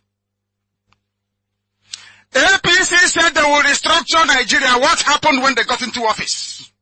It's even in their manifesto. Today they have turned around 360 degrees to unleash the most criminally violent regime in Nigeria's history. If you think Atiku will restructure Nigeria, then you're even more stupid than Abba Kyari that thought he can get away with planting Jubril. Because nothing will happen. Do you know they control the Senate and the House of Reps?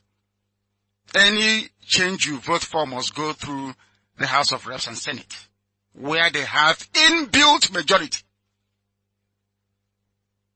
So we should stop dreaming and join IPOB to boycott elections if you want instant results.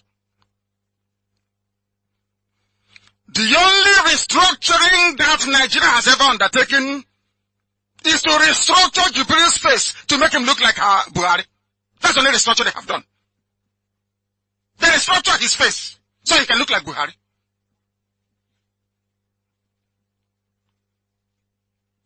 The truth is that, do you see the Fulani you're saying to talk about one Nigeria?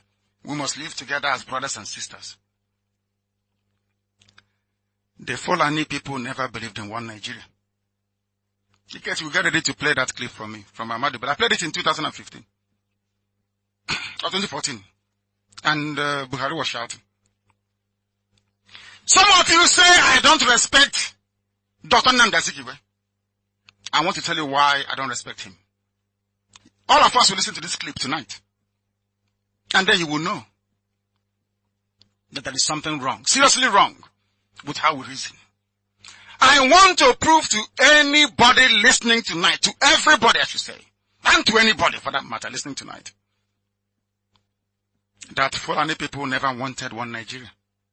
I want to prove to you that Fulani people have always hated Igbo people and will hate us forever and ever. You get to go on your radio plate for me so that they can listen. The world can listen and understand what I'm talking about. You're going to hear the voice of Sam Adubelo. I give it to him. He's very intelligent. As a matter of fact, I actually like him because he is always, or he was always, defending the interest of the North. To hell with one Nigeria. That's what he was saying. Until Azikiwe came with his useless sense. And when I'm going to buy an watching Keta. Are you ready? Please play him for me, please. That the world may know. That the world may know what we're talking about. Major talks about killing your premier. Add on top of that the North's general hate of the East. And you can start to get the picture of the sort of tribal tension Nigeria was heading towards. One thing I've noticed, Premier, while I've been here, is that Northerners seem to have, I might almost call it, obsession about the Igbos. Could you perhaps explain that to me? Well, the Igbos are more or less the type of people whose desire is mainly to dominate everybody. If they go to a village, to a town, they want to monopolize everything in that area. If you put them in a labor camp as a laborer, within a year they will try to emerge as headman of that camp, and so on. Well, in the past, our people were not alive to their responsibilities, because you can see from our northernization policy that in 1952, when I came here, there weren't 10 northerners in our civil service here.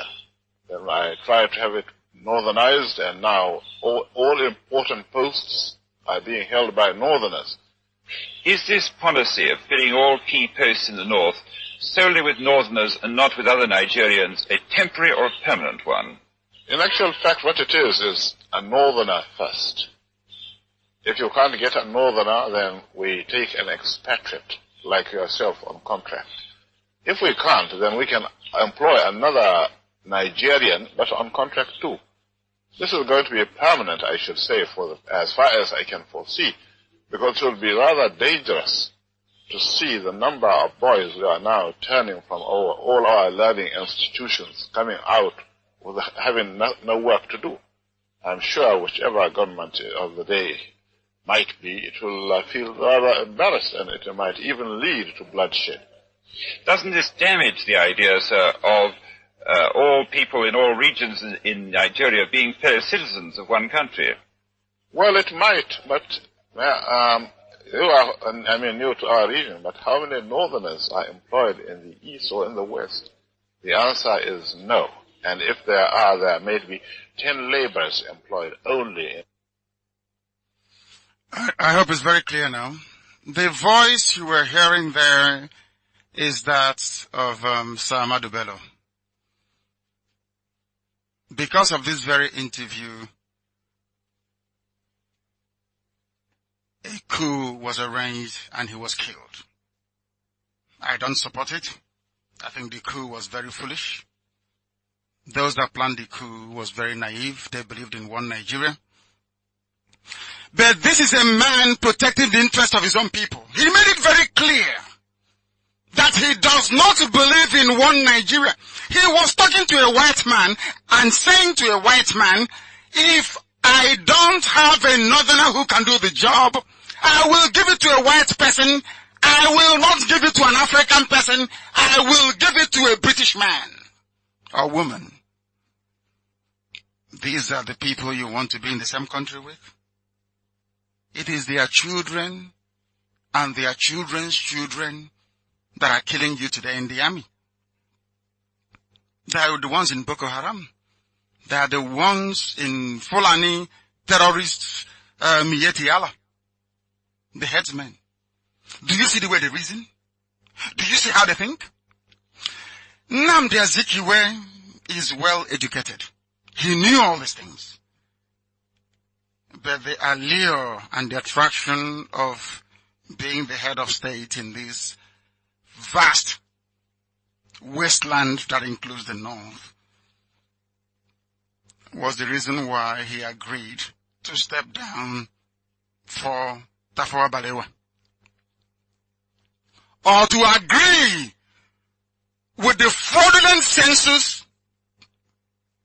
that was conducted and used as the basis of allocating seats in the federal house then in Lagos. How can I listen to such a person and then afterwards I want to be in the same country with you? I must be foolish. Do you see why I don't like Azikiwe? It's very simple and very practical. This is Radio Biafra. I just played for you a very simple clip that will be with me forever and ever until my dying day. That Britain put me in a country with a group of people that hate me. Do you know why we are suffering today? Because it was Nzogwu that killed Ahmadu Bello. And Ahmadu Bello said, Igbos are domineering. Understand it very well. And the person that said that Igbos are domineering, you went ahead and killed him. So everybody will say, yeah, that is true. Igbos are domineering. And that's it. And it's stuck till this day. Anytime anybody from Biafra land wants to play this one Nigeria card, they end up getting all of us into trouble. Ironsi did it. He's married to my aunt. He did it. Trying to make Nigeria one. He died in the process. And Nigeria is not one and can never be one. Nzogwu did it. They had their coup so Nigeria can be one. Is Nigeria one today? Look at Azikiwe. Is Nigeria one today? Look at all the politics of Ohaneze, of the Wanyamus, of the Ikenwachukwus or Masanda. Look at all of them. Appeasement, appeasing the north, appeasing the north, appeasing the north. Jonathan went to campaign in the north and they stoned him. Nobody was shot. Nobody was killed. But ordinary Buratai, a cattle header, I don't know who gave him a gun, promoted him to Lieutenant General, that they blocked, protesters blocked his road. They didn't throw stones at him or anything. He killed over 1,000 people. What does that tell you about Nigeria? What does that tell you about the zoo? The truth is that the Muslim North never wanted one Nigeria. Ahmadu Bello's hatred for the Igbos is well known and documented. He never wanted to be in the same country with Southerners because he said we are domineering. He did not hide his hatred. And this is the man that Tinubu will call the founding fathers. When a founding father of your country is sounding as bigoted as Ahmadu Bello is sounding, why would you want to be in that country? I ask you. Some of you, when it comes, I say Southeast and South people that want to be part of one Nigeria, because you cannot be a Biafran. I want to be part of Nigeria. This is how much they hate you. But you won't listen, will you? Until they behead you. And we come and eat long grain rice and salad at your funeral. That's all. To the credit of Sir Ahmadu Bello, an advantage of the North, this was the man that insisted on regionalism. This man, you just listened to Ahmadu Bello, said no, we must have our regions. And this was the man that made sure that all the great academic institutions in the North were built. All the factories. Because of that's why I love him. I must be very frank with you. I like Ahmadu Bello. I do. Honestly speaking. He fought for his people. Look at the zoo today. Look at all the Northerners claiming one Nigeria. From Atiku to Buhari to all of them. Can they provide employment? Can they? The answer is no. They should go back and copy what Sir Ahmadu Bello did. And that is to go back to the regions where people become responsible for their own mistakes, not blaming other people. That's why I said I like Ahmadu Bello. I respect him a lot. He loved his people and he fought for them. I wish Azikiwe had done the same thing for us. After all, I would do the same thing for the West. Nigeria was never one and can never be. Not now, not tomorrow, not in the future. They gave the leadership to Gowon. Gowon created 12 states on May 26th of 1967. That was the day the zoo ended as a progressive society. If ever it was one before then. That marked the beginning of the end of the zoo. Rather than devolving power to the new states, Gowon, that's Gowon, he's now a prayer warrior, a murderer of people.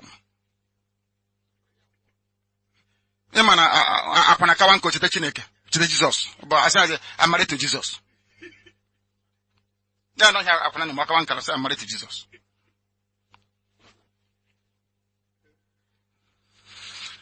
Rather than devolve power, Gowon only ended up entrenching power. He thought they loved him. He's a Christian. You know, Fulanis are very smart. The British advised them.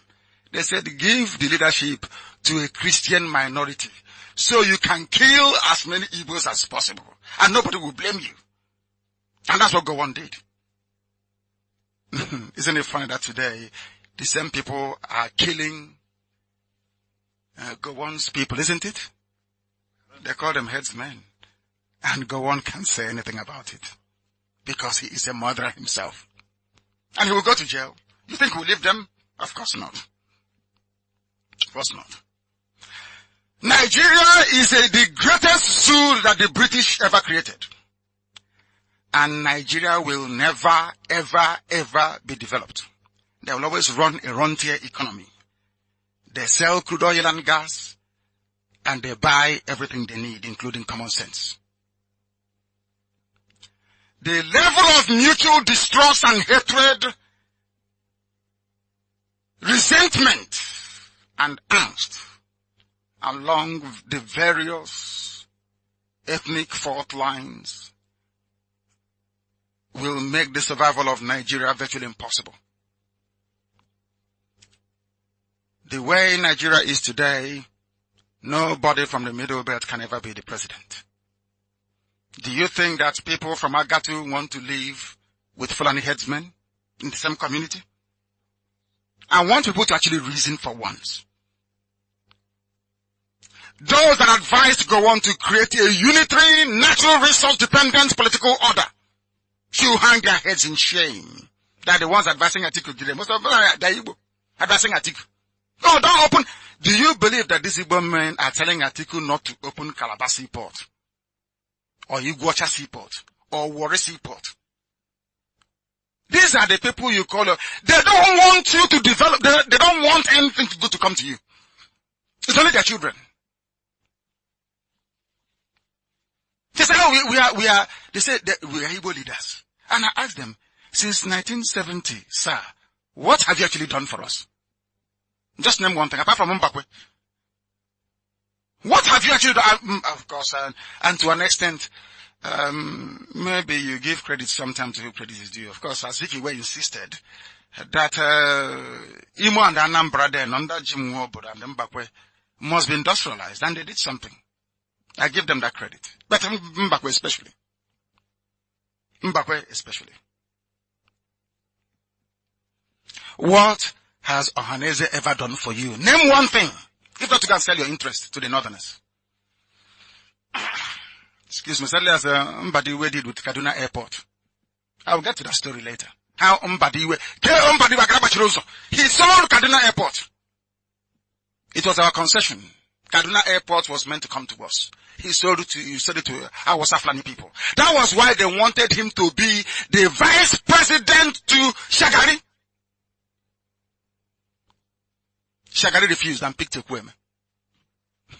Some of you don't know this, but we are telling you. Because they know that if you betray your people, the North will reward you. But eventually they will spit you out. Look at what I did to Okurawusa. All of them will come back in shame and disgrace.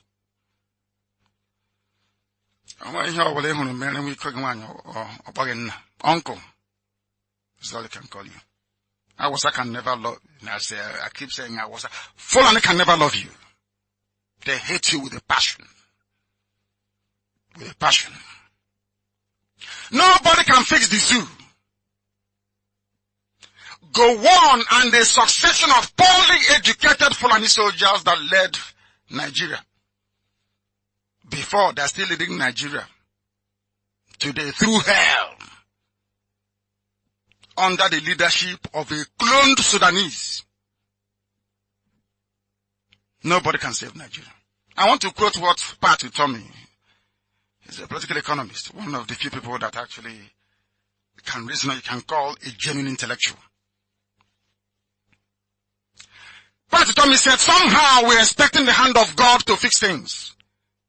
But count the cost. Pat told me said this. Nigeria is the most miserable place to live on the planet right now. He's a one Nigerianist. He's an APC. I will continue. That is the cost, he said. Check any indicator. Nigeria is at the bottom of almost everything. Because the Fulani man is in power. This is what I'm saying, not Pat to me, please. Before they send DSS to go and arrest him tomorrow morning. Nigeria is at the bottom of almost everything. There is a prize. Somehow, we joke about everything. We are not surviving. Millions of people are hungry and dying out there. Everywhere in Nigeria is a war zone. If we don't fix this, we are dealing with an existential crisis. Who are you going to speak to? Who? These are the same people. Listen very carefully. I hope some of you know that El Rufai called P2B a tribal bigot. One choncho VP or nomination not even voted for yet. You see how they cannot hide their hatred. That Fulani idiot, that housefly, that rabbit. El Rufai. Do you see how he targeted P2B?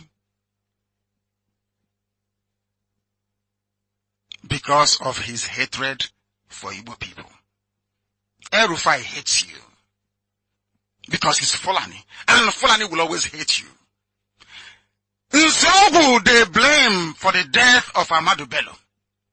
Because of that, don't forget Ahmadu Bello comes from a very royal lineage. I'm sure you know that.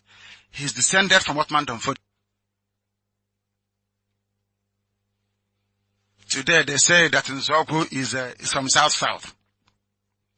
But when it comes to hatred, they say Nzogu is an Igbo man. That's how confused some of us are. Now you can understand what I'm saying. They hate you and they will always hate you. Anybody There is an Igbo person, you are a John, you are a Shekiri, you are a Soko, you are a Fik, Ibibio, and you are in APC. May God may devil punish you, not God, because you are evil. You are an evil person, and it can never be well with you and your family. APC. El Rufai said that P2B, anybody that knows P2B will know that P2B is a detribalized Nigerian. He goes out of his way to please other people. And I don't like it. I don't like pleasing people. I do what will make Biafra to come. I love my people. I love to go to Biam, and after that my people, Biafra. Every other person can go to hell, I don't give a damn. What concerns me is Biafra. Despite everything that P2B is doing to belong, they still don't like him. Because you are in a zoo called Nigeria. This is Radio Biafra. The time now is approximately 5 minutes past 9 p.m. in the evening. We are transmitting to the entirety of humanity because we are Radio Biafra. The zoo, they were boasting a while ago. Oh, we have bought all their frequencies. We are live and direct in Akwa Ibom. The whole of Akwa Ibom is saturated. Because Ibibios are the nearest brothers to the Igbo people. I'm sure some of you know that Abreba people are from Ibibio. Do you know that? Abreba is from Ibibio. Are you aware of that? Some of you don't know this. The Ebe you have in my village is from Anang. We wear the same Okwe. We buy our Ebe kit from them. We eat okazi together. Man, ndị amusu anaghị erikwa okazi maka dị ama, ndị na-ata amusu, they don't eat okazi. Anyị ụmụ Chineke, the children of the Most High. Efik and the Ibibio are one. When our priests were writing in CBD, in Arochukwu, they were one with Efik people. Ejagam, if you know them.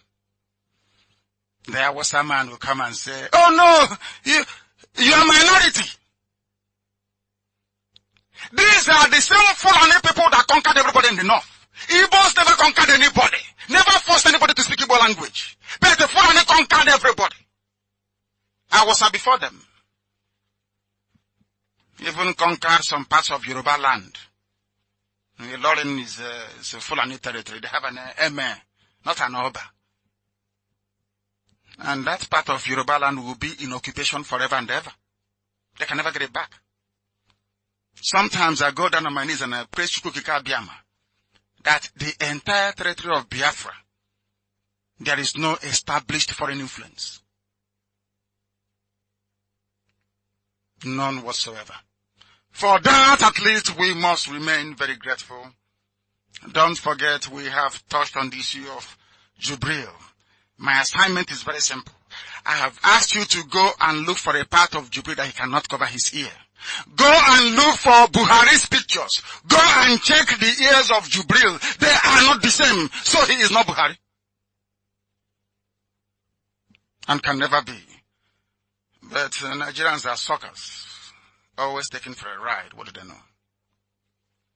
Nigeria is a global embarrassment and a disgrace. The zoo is. If you say I'm a Nigerian, you are a disgrace. Both to yourself and to humanity. And I'll tell you why. The primitivity of the zoo was displayed. I don't know if some of you have seen the Chinese-made rechargeable lantern in Abuja that Prince Charles was reading his speech with. There was no light. They brought rechargeable lantern. Giant of Africa. Biggest rubbish. They only sell oil and gas to buy everything else they need. Rentier economy. Economy of poor, uncivilized people who are incapable of salvation. The zoo at its finest. And I'm a Nigerian, I'm proud You're a complete idiot. To be proud of Nigeria means you're a fool. No wonder the Europeans came to Africa and harvested us as slaves. Honestly speaking, our stupidity is becoming embarrassing. For 24 hours there was no light. But tomorrow they'll tell about PVC. Get them, let's vote for them. No, let's vote him out. If we vote him out, there is no Buhari to vote out. So that's why I'm asking you to boycott the elections. There is no Buhari. Buhari Amungo, he's dead. Unless you want to go and vote for Sudanese, who doesn't even hold your passport. That is how perverse and perverted some of us are. Prince Charles, I'm sure, will go back and tell Theresa May, that nonsense we created in Africa is a big mess. A huge mess. Why don't they want Biafra to stand? Because if Biafra stands as an independent entity today, in 6 months' time, everybody will be begging for visa to come to Biafra land. Oil or no oil, gas or no gas. Because our brains are tuned by heaven. We are blessed from the Most High. You can't take it away from us. You can be as envious as you like, as jealous as you like from now to it doesn't take one hair out of my skin. I don't give a damn. We are special. We are Biafrans. Chukwokika Abiyama made us neat and clean, very special. The same thing with the state of Israel. Very neat and clean. There is nothing enemies can do. And Biafra is coming. Because I am coming. And I will bring hell with me, I assure you. Have I said something before and failed to do it? Biafra must come. They have no choice. They must let us go. And they know it. I'm Nnamdi Kanu, not any other person. I'm not in Ohanese and Daran and Yushi. I don't play zoo politics, all that nonsense they do. I don't do it. I love my people. And we must be free. Whether we like it or not, we will be free. If you are a Biafra, if you are from South or Southeast and you want to be go to Abuja and live there, go to Kaduna or Sokoto. One morning you'll be carrying your Bible and they'll cut off your head. And when you go to hell and you meet Satan, your eyes will be open. And I declare you off from off.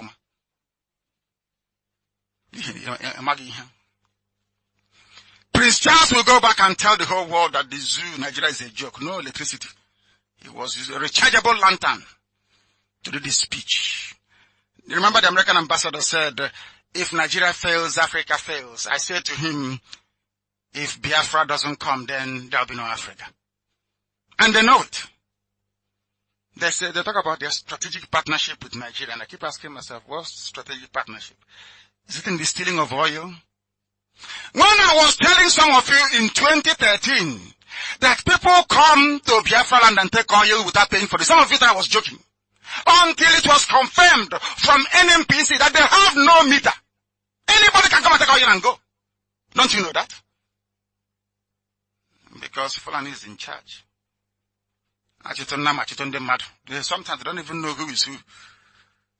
You take somebody who drives cattle from place to place and place him in charge of human beings. Sometimes you look at you as cattle. You don't know that? They have stolen the landing equipment at Benin Airport. Something that is meant to aid the safe landing and takeoff of aircraft. Somebody went and stole it. Nigeria. Oh dear me. They will only sponsor terrorism and terror attacks. The Nigerian army have turned into a terrorist organization. Once you don't agree with what the Fulani cabal are saying, they send them to go and kill you. They have crocodile smile, arresting and killing people all over the place in the coastal region of Biafra land. But Pandef cannot say anything. Do you know why? Because they have eaten their own share of the money now. They can't say anything. That's one thing about bribery. When you go and sell your people, when evil is being visited upon them, you cannot talk anymore. The zoo must come to an end. It must come to an end. They talk about election primaries everywhere. Everybody knows nothing happened in the primaries. Nothing is working in the zoo. And nothing will ever work in the zoo. The conveyor belt of corruption is everywhere. Where is Jega? Jega was INEC chairman. Tomorrow they will say he's an elder statesman. People that served Nigeria before. But Jega was the INEC chairman. When Buhari had no certificate, he cleared him to go and run for elections. Don't you know that? No, you don't know. How can you know? You're in a zoo. Nigeria is a haven for criminality and fraud. They have been starved into a state of impotence. That I suspect sometimes their ignorance is unbelievable. If INEC can accept a forged certificate on the basis that Buhari contested and won elections in 2015, why should INEC, as presently constituted, be allowed to continue running elections? But there are criminals that all they can say is the money they will make. If APC wins or if PDP wins, what money? So because they forget everything else. They throw caution. It doesn't matter. Forget it. Let's vote them out. Get your PVC. Forget. But this is an opportunity for us to get things right. If we boycott elections, only one day, things will change for the better forever and ever. Let's vote him out. Did you vote him in? You're asking me to go and vote in a ballot where a Sudanese man, an impostor, is running. Unbelievable. I told you before that what is happening in the zoo is mind-boggling. There are statistics I'm going to give to you right now, which is to show you that what the Fulani cabal are doing, what the entire Fulani caliphate, what they are doing to Nigeria. May the good Lord have mercy on anybody that calls himself or herself a Nigerian. Buhari never finished any course in his life. He did a coup and came back again as Mr. Integrity. When everybody knows Buhari is a complete and utter failure. WAEC and Cambridge, Buhari said he wrote it. But he sat for no exams in 1961. The name Muhammadu Buhari or Muhammad Buhari is not in the United Kingdom examination body. In their list of candidates from 1960 to 1962, there is nothing like Muhammadu Buhari or Muhammad Buhari, none whatsoever. But he is, you voted him as the president. No wonder they don't obey the law. They broke the law to get into office. So why should they obey it? His name is not on WAEC, but in Ghana and in the zoo from 1960 to 62. Any attempt by Abba Kyari to present any document to INEC representing WAEC or GCE certificate is forgery and perjury. Abba Kyari will go to prison or should be in prison right now together with Jubril. When Buhari was admitted into the army, he had no certificate.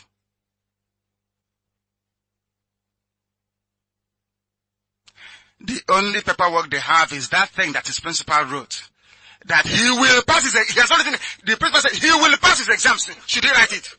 He will. No, come to trouble because he will, in the future. Can you believe that? You are in year 1 in the university.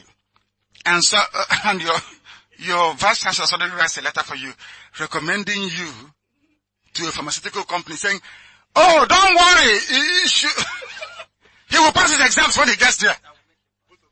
But meanwhile, you want him to start manufacturing drugs for people to take.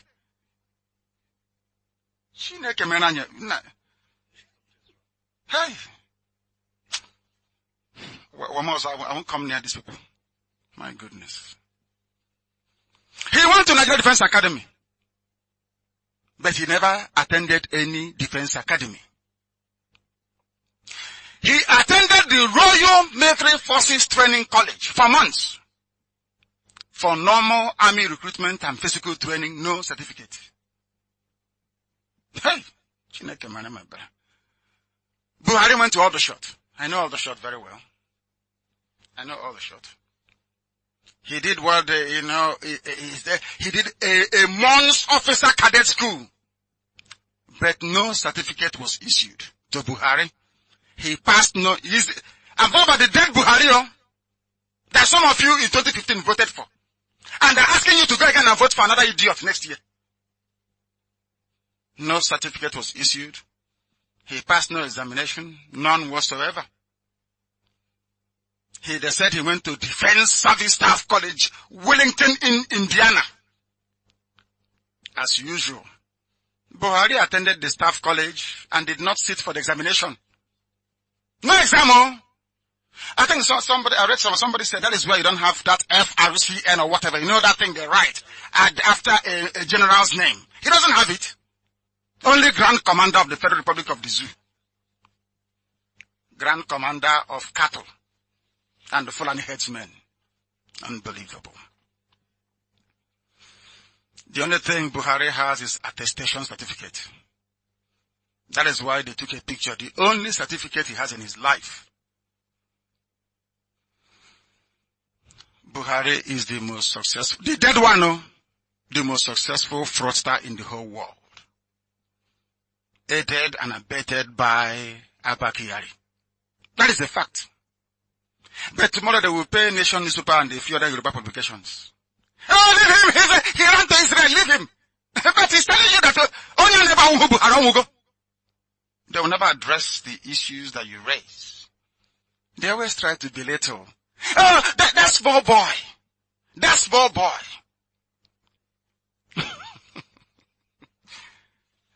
And I'm older than all of them. But when they say small boy, oh, he ran away.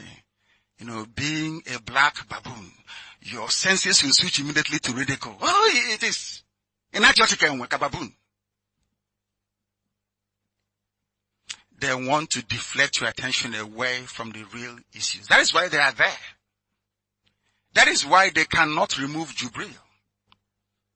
Washington Post removed President Nixon from office, the Watergate scandal. The only person who could have done it is Delegiwa, and he's dead. We are Delegiwa to be alive today. Jubril cannot come back from France. But you have people, poverty is a disease, honestly. Honestly. All the integrity nonsense, for where? All of them campaigning for Buhari in 2015. Where are they today? Out of shame, they brought Jubril from Sudan. Because you cannot defend the indefensible. They fabricated a certificate. The only assignment, because sometimes, we are black people, we don't like complex assignments. No. It's very simple. Everybody should be looking for Buhari's ear. His ear. That grows outside. Look for it. Buhari's ear is different from that of, unless they fly him from France, bring in a plastic surgeon. Then he will carry bandage now. He will not heal within 2 days. He will carry a bandage on his ear. Maybe they will say this time around that cockroach pursued him from his office. While they are waiting for him to heal properly. Look at Buhari's ear, please. You will see that Jubril have come to replace the dead Buhari.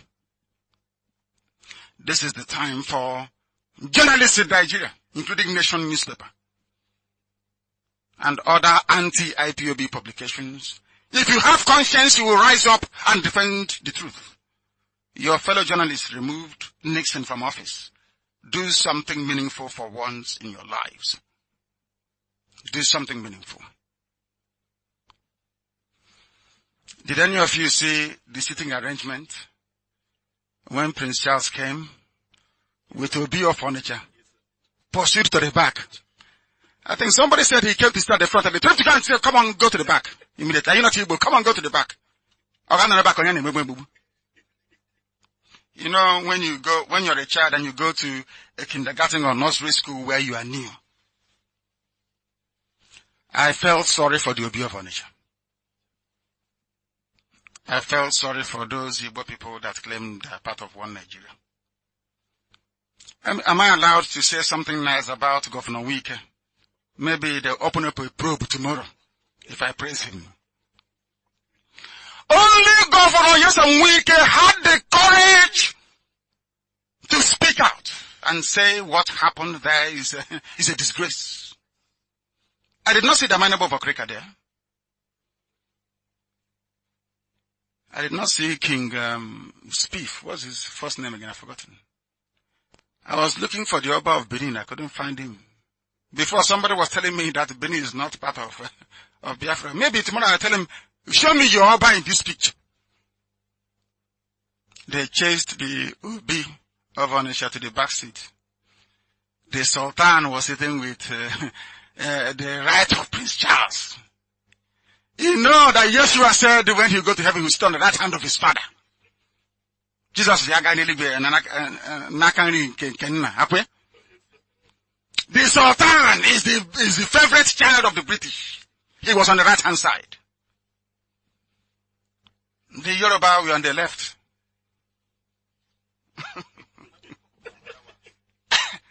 and the Igbo man was at the back. Only the back of their head, he cannot see what they're saying. They'll be off on the Igbo leader. At the back. If it was my father there, he would have walked out of that very gathering. It's an insult. If you don't know who you are, then go and do some research. Ndibo, ancient people, very proud people. Sitting behind Prince Charles is an insult to the collective consciousness of this very proud race. It's not the fault of the Obi of Onitsha. He's learned, he's a very educated man, and I respect him a lot. It's not his fault. It's the fault of the one Nigeria that we found ourselves in, we Biafrans. But I don't think we'll ever learn from it. Such nonsense shouldn't happen again. We are the first, never the last. It was an Igbo man that made Nigeria possible, Dr. Nnamdi Kanu. There is no way we can be disgracefully relegated to the back rows. It's not possible. It's impossible. Such nonsense shouldn't happen again. It shouldn't. Were it to happen again, we will lose our respect for the Obi of Onitsha. Somebody must tell him this. Please. It's an insult. It's an insult. Our madness and our ignorance did not start today. Since our first encounter with our European conquerors, because they conquered us, that is the truth. We have quite literally surrendered our ability to reason like human beings. There was this very prominent social commentator who rightly observed that we started losing it from many years ago. When Onitsha became Onitsha, to make it sound sweet and very urban. Oka became Oka, A-W-K-A, which doesn't have any meaning in Igbo lexicon. We never complained. When Nnamdi Kanu complained, they say, bring him and kill him. Let's kill him.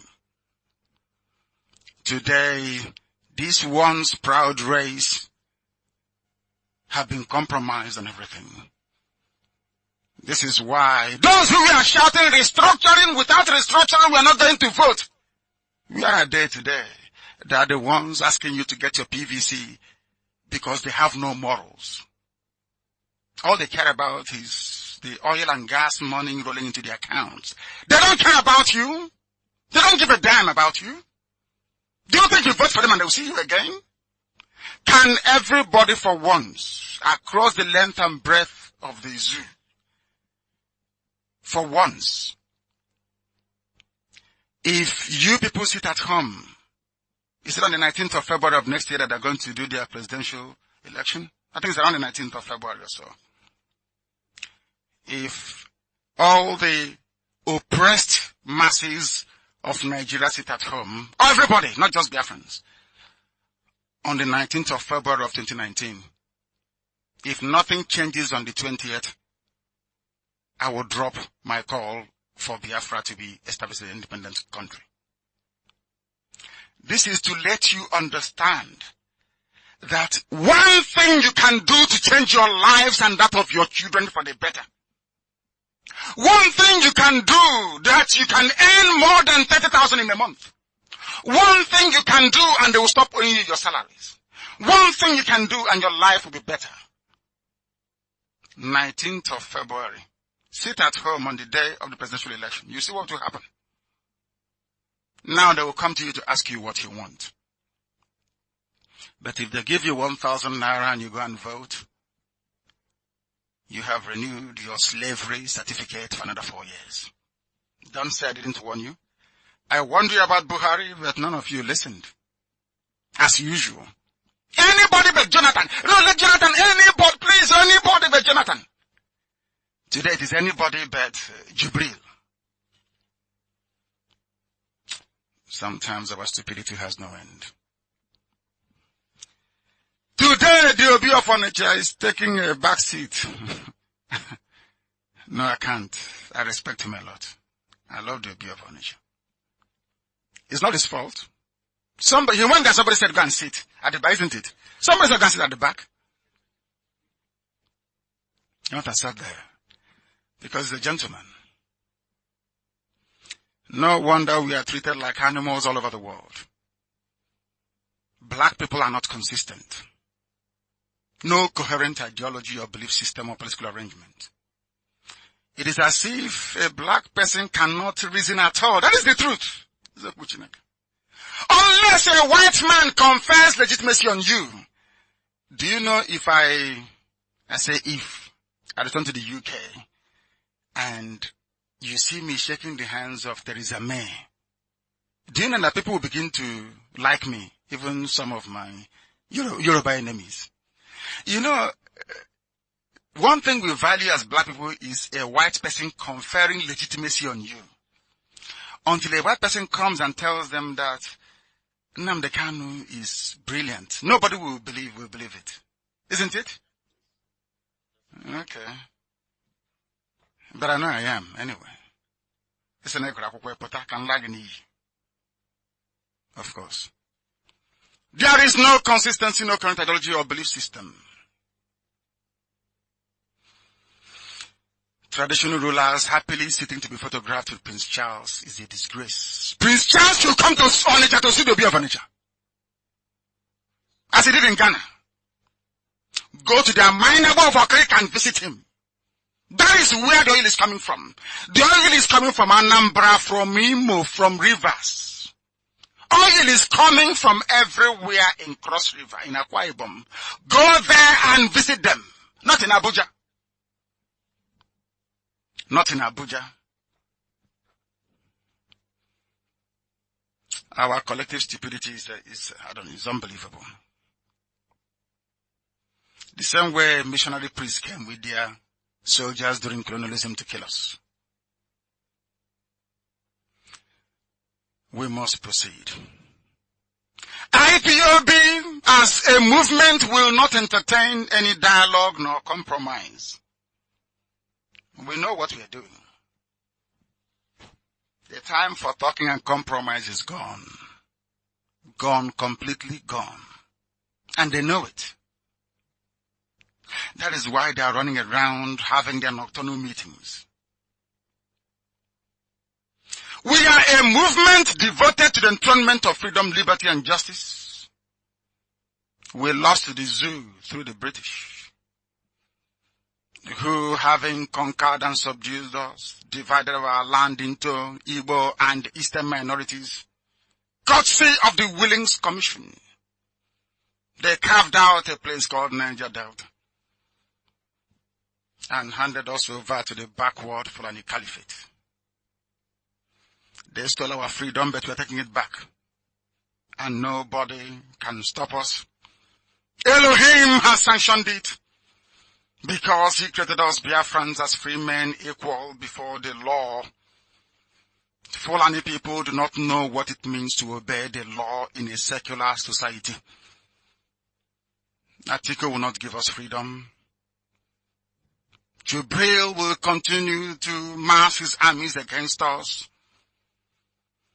Because the pursuit of their conquest of our land started by Atman and Fodio is ingrained in every Fulani ruler. Do you know that most of our traditional rulers are now converts to Islam? I don't think you know. Go to Buddha. You know what I'm talking about.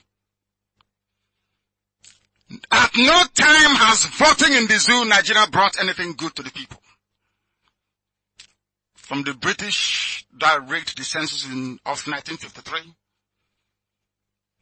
and 57 and installed their Fulani puppets, it has been a selection instead of election in the zoo. Every 4 years, a bunch of criminals crawl out. Have you seen the lineup of Imo State governorship candidates? Throughout. Imo State throughout. Imo State is gone. Gone. The day they voted the Awasa man, Rochas, into office, I knew that Imo State had lost it. Very sad. Every 4 years, criminals come up. They have destroyed us both politically and economically. IPOB is saying enough is enough. We must be free. We will not lose this very battle because this generation is blessed. Fulani want to do to us what they did to Yoruba people in Kwara State. They took a Lauren from Yoruba people. Wahhabi Islam is like a mini, in the north it's like a mini Afghanistan. And nothing good can ever come out of there. Our Lord and Masters, the British, handed power and wealth to them since independence till date. The only thing they've given us is poverty, disease, and dependence on government handouts. Every year they spend millions of dollars claiming they're feeding homeless Fulani kids.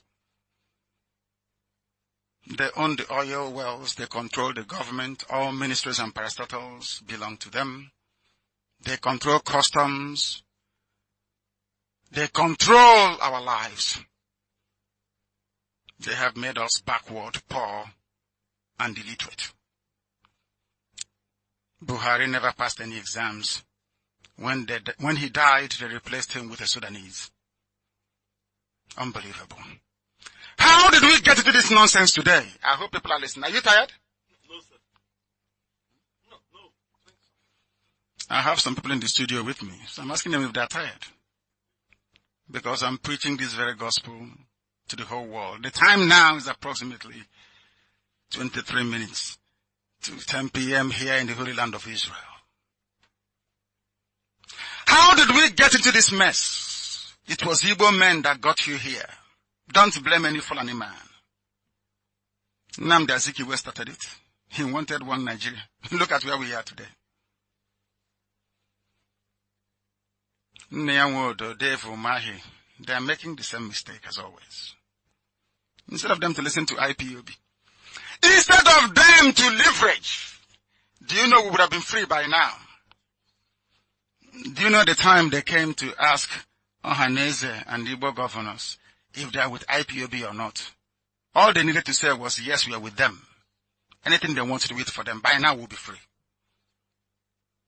But they all had their eyes on the VP slot. You know, they want to be the only cock crowing. If you come, they say, hey, former minister, Igbo leader. And they live in Abuja and Lagos. They never come home. They mortgage our lives for the advancement of their individual families. Somebody is sending us messages talking about roads that are not motorable. On motorable roads. People are dying of hunger. Is it not when you are alive that you can ply on a good road?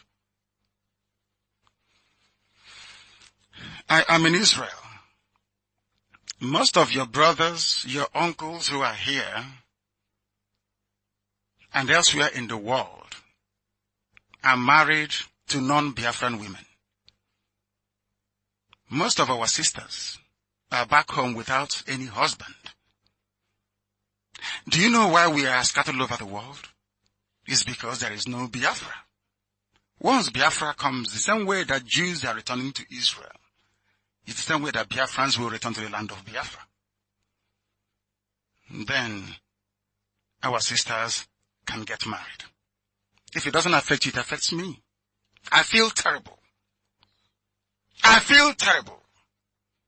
The fact that my own sisters are married should not make me feel comfortable about something as heinous as this.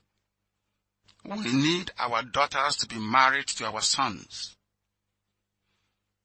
And only when we get Biafra will that be possible. The clip of Sam Adebello that you listen to has been in circulation from the beginning of time. When I hear things like that, I insist, as I'm doing tonight, that Ohaneze is banned. They can go to Lagos for the Jamboree at Muson Hall. That's where they belong. They can go to Kanu. They can go to Ada. They can go to Meduguri. But not in Biafra land. If they gather, it will be scattered. We assure them. We want our freedom. Nothing more, nothing less. Did you hear about the news of customs chasing somebody into Aba to go and collect money from them?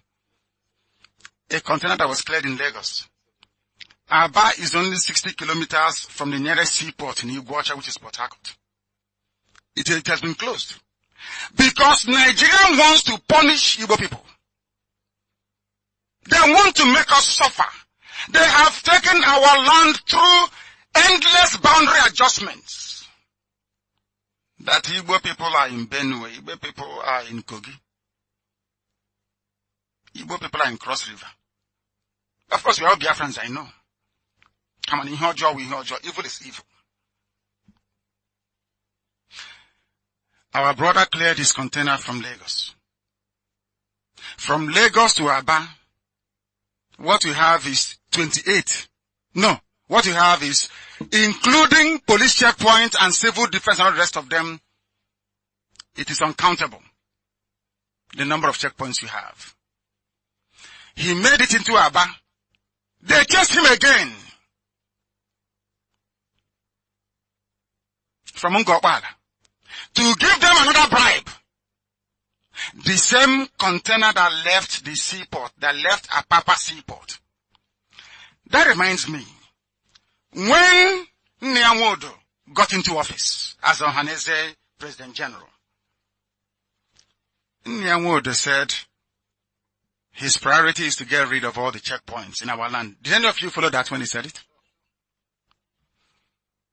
Has he been able to do it? If Nyamodo cannot clear checkpoints in our land, why would you believe anything else that he says? They say they are friendly with Hausa people. He went to school in Ibadan. I think most saboteurs went to University of Ibadan.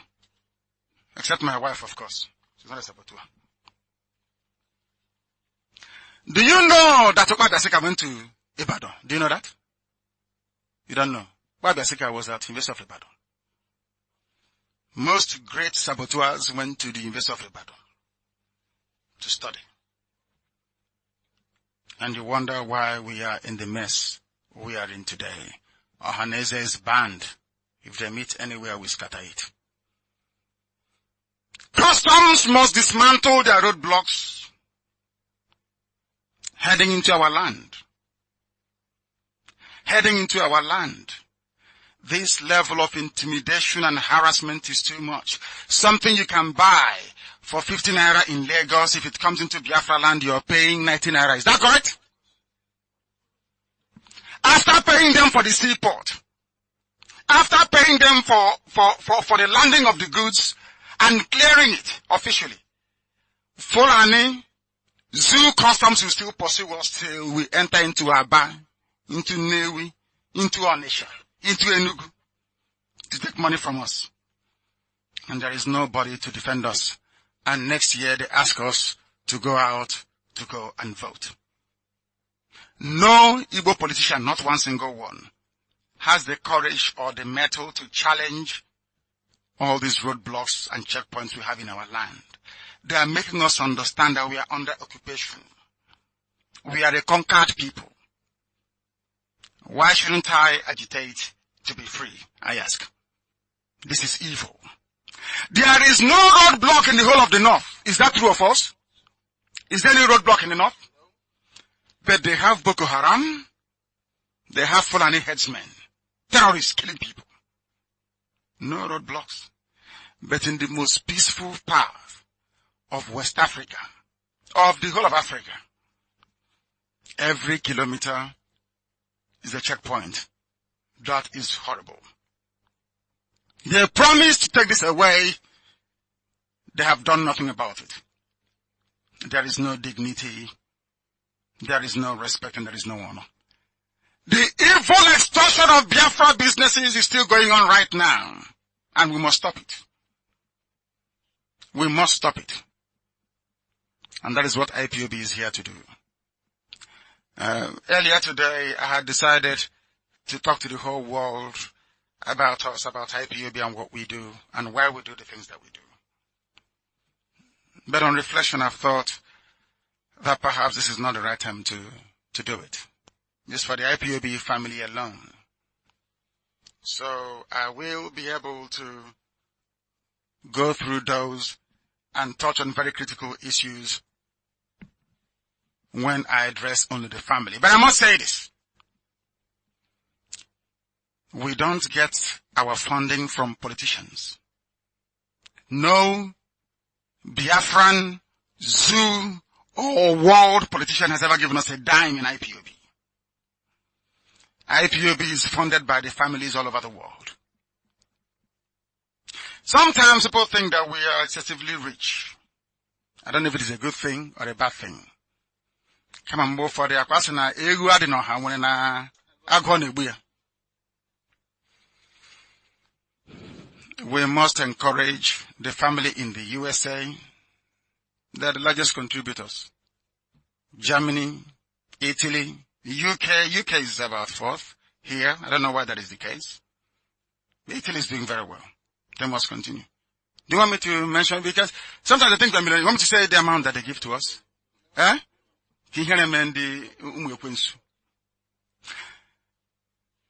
It's because Chikokika Biama is piloting the affairs of IPOB. That's why we never run out of money.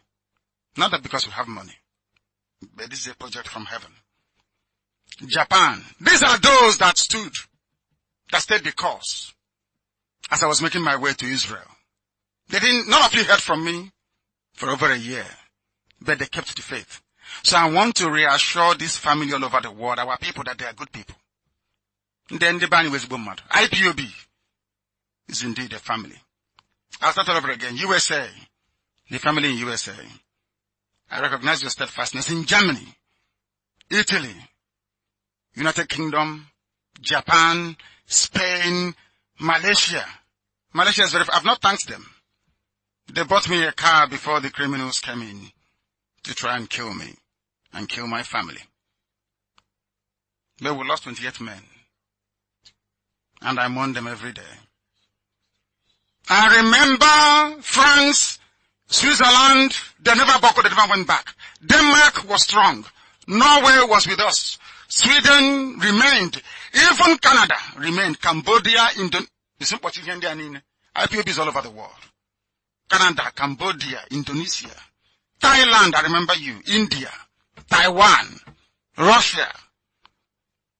But only if they can go outside Moscow, I'll be very happy. Austria, very formidable. Even China, South Korea is with us. Then I must mention Belgium, Czech Republic, Greece, Ireland. I love what they're doing. Azayoba and Co. Netherlands, very strong. Luxembourg is strong. Hong Kong is strong. Brazil is strong. Even Romania. This is very strong. These are people that said that IPOB will not fall. And Israel, of course, I must say. We are broadcasting from, because they did very well. To keep an office is not easy. in Israel, but we have an office in Israel. And we have a studio where I'm broadcasting it from. So we must also thank the IPOB family in Israel. They're doing very well. There are some that I didn't mention due to one thing or the other. But I know that Kuwait will come, Zimbabwe, UAE, Turkey, Finland, Australia. Mazio Farmer is doing very well there. And Mexico, Malta, Ukraine, Jamaica, St. Kitts, Trinidad and Tobago, and Macau, they will all come back to the family at one point or the other. They will eventually, because I'm here. And we must be free.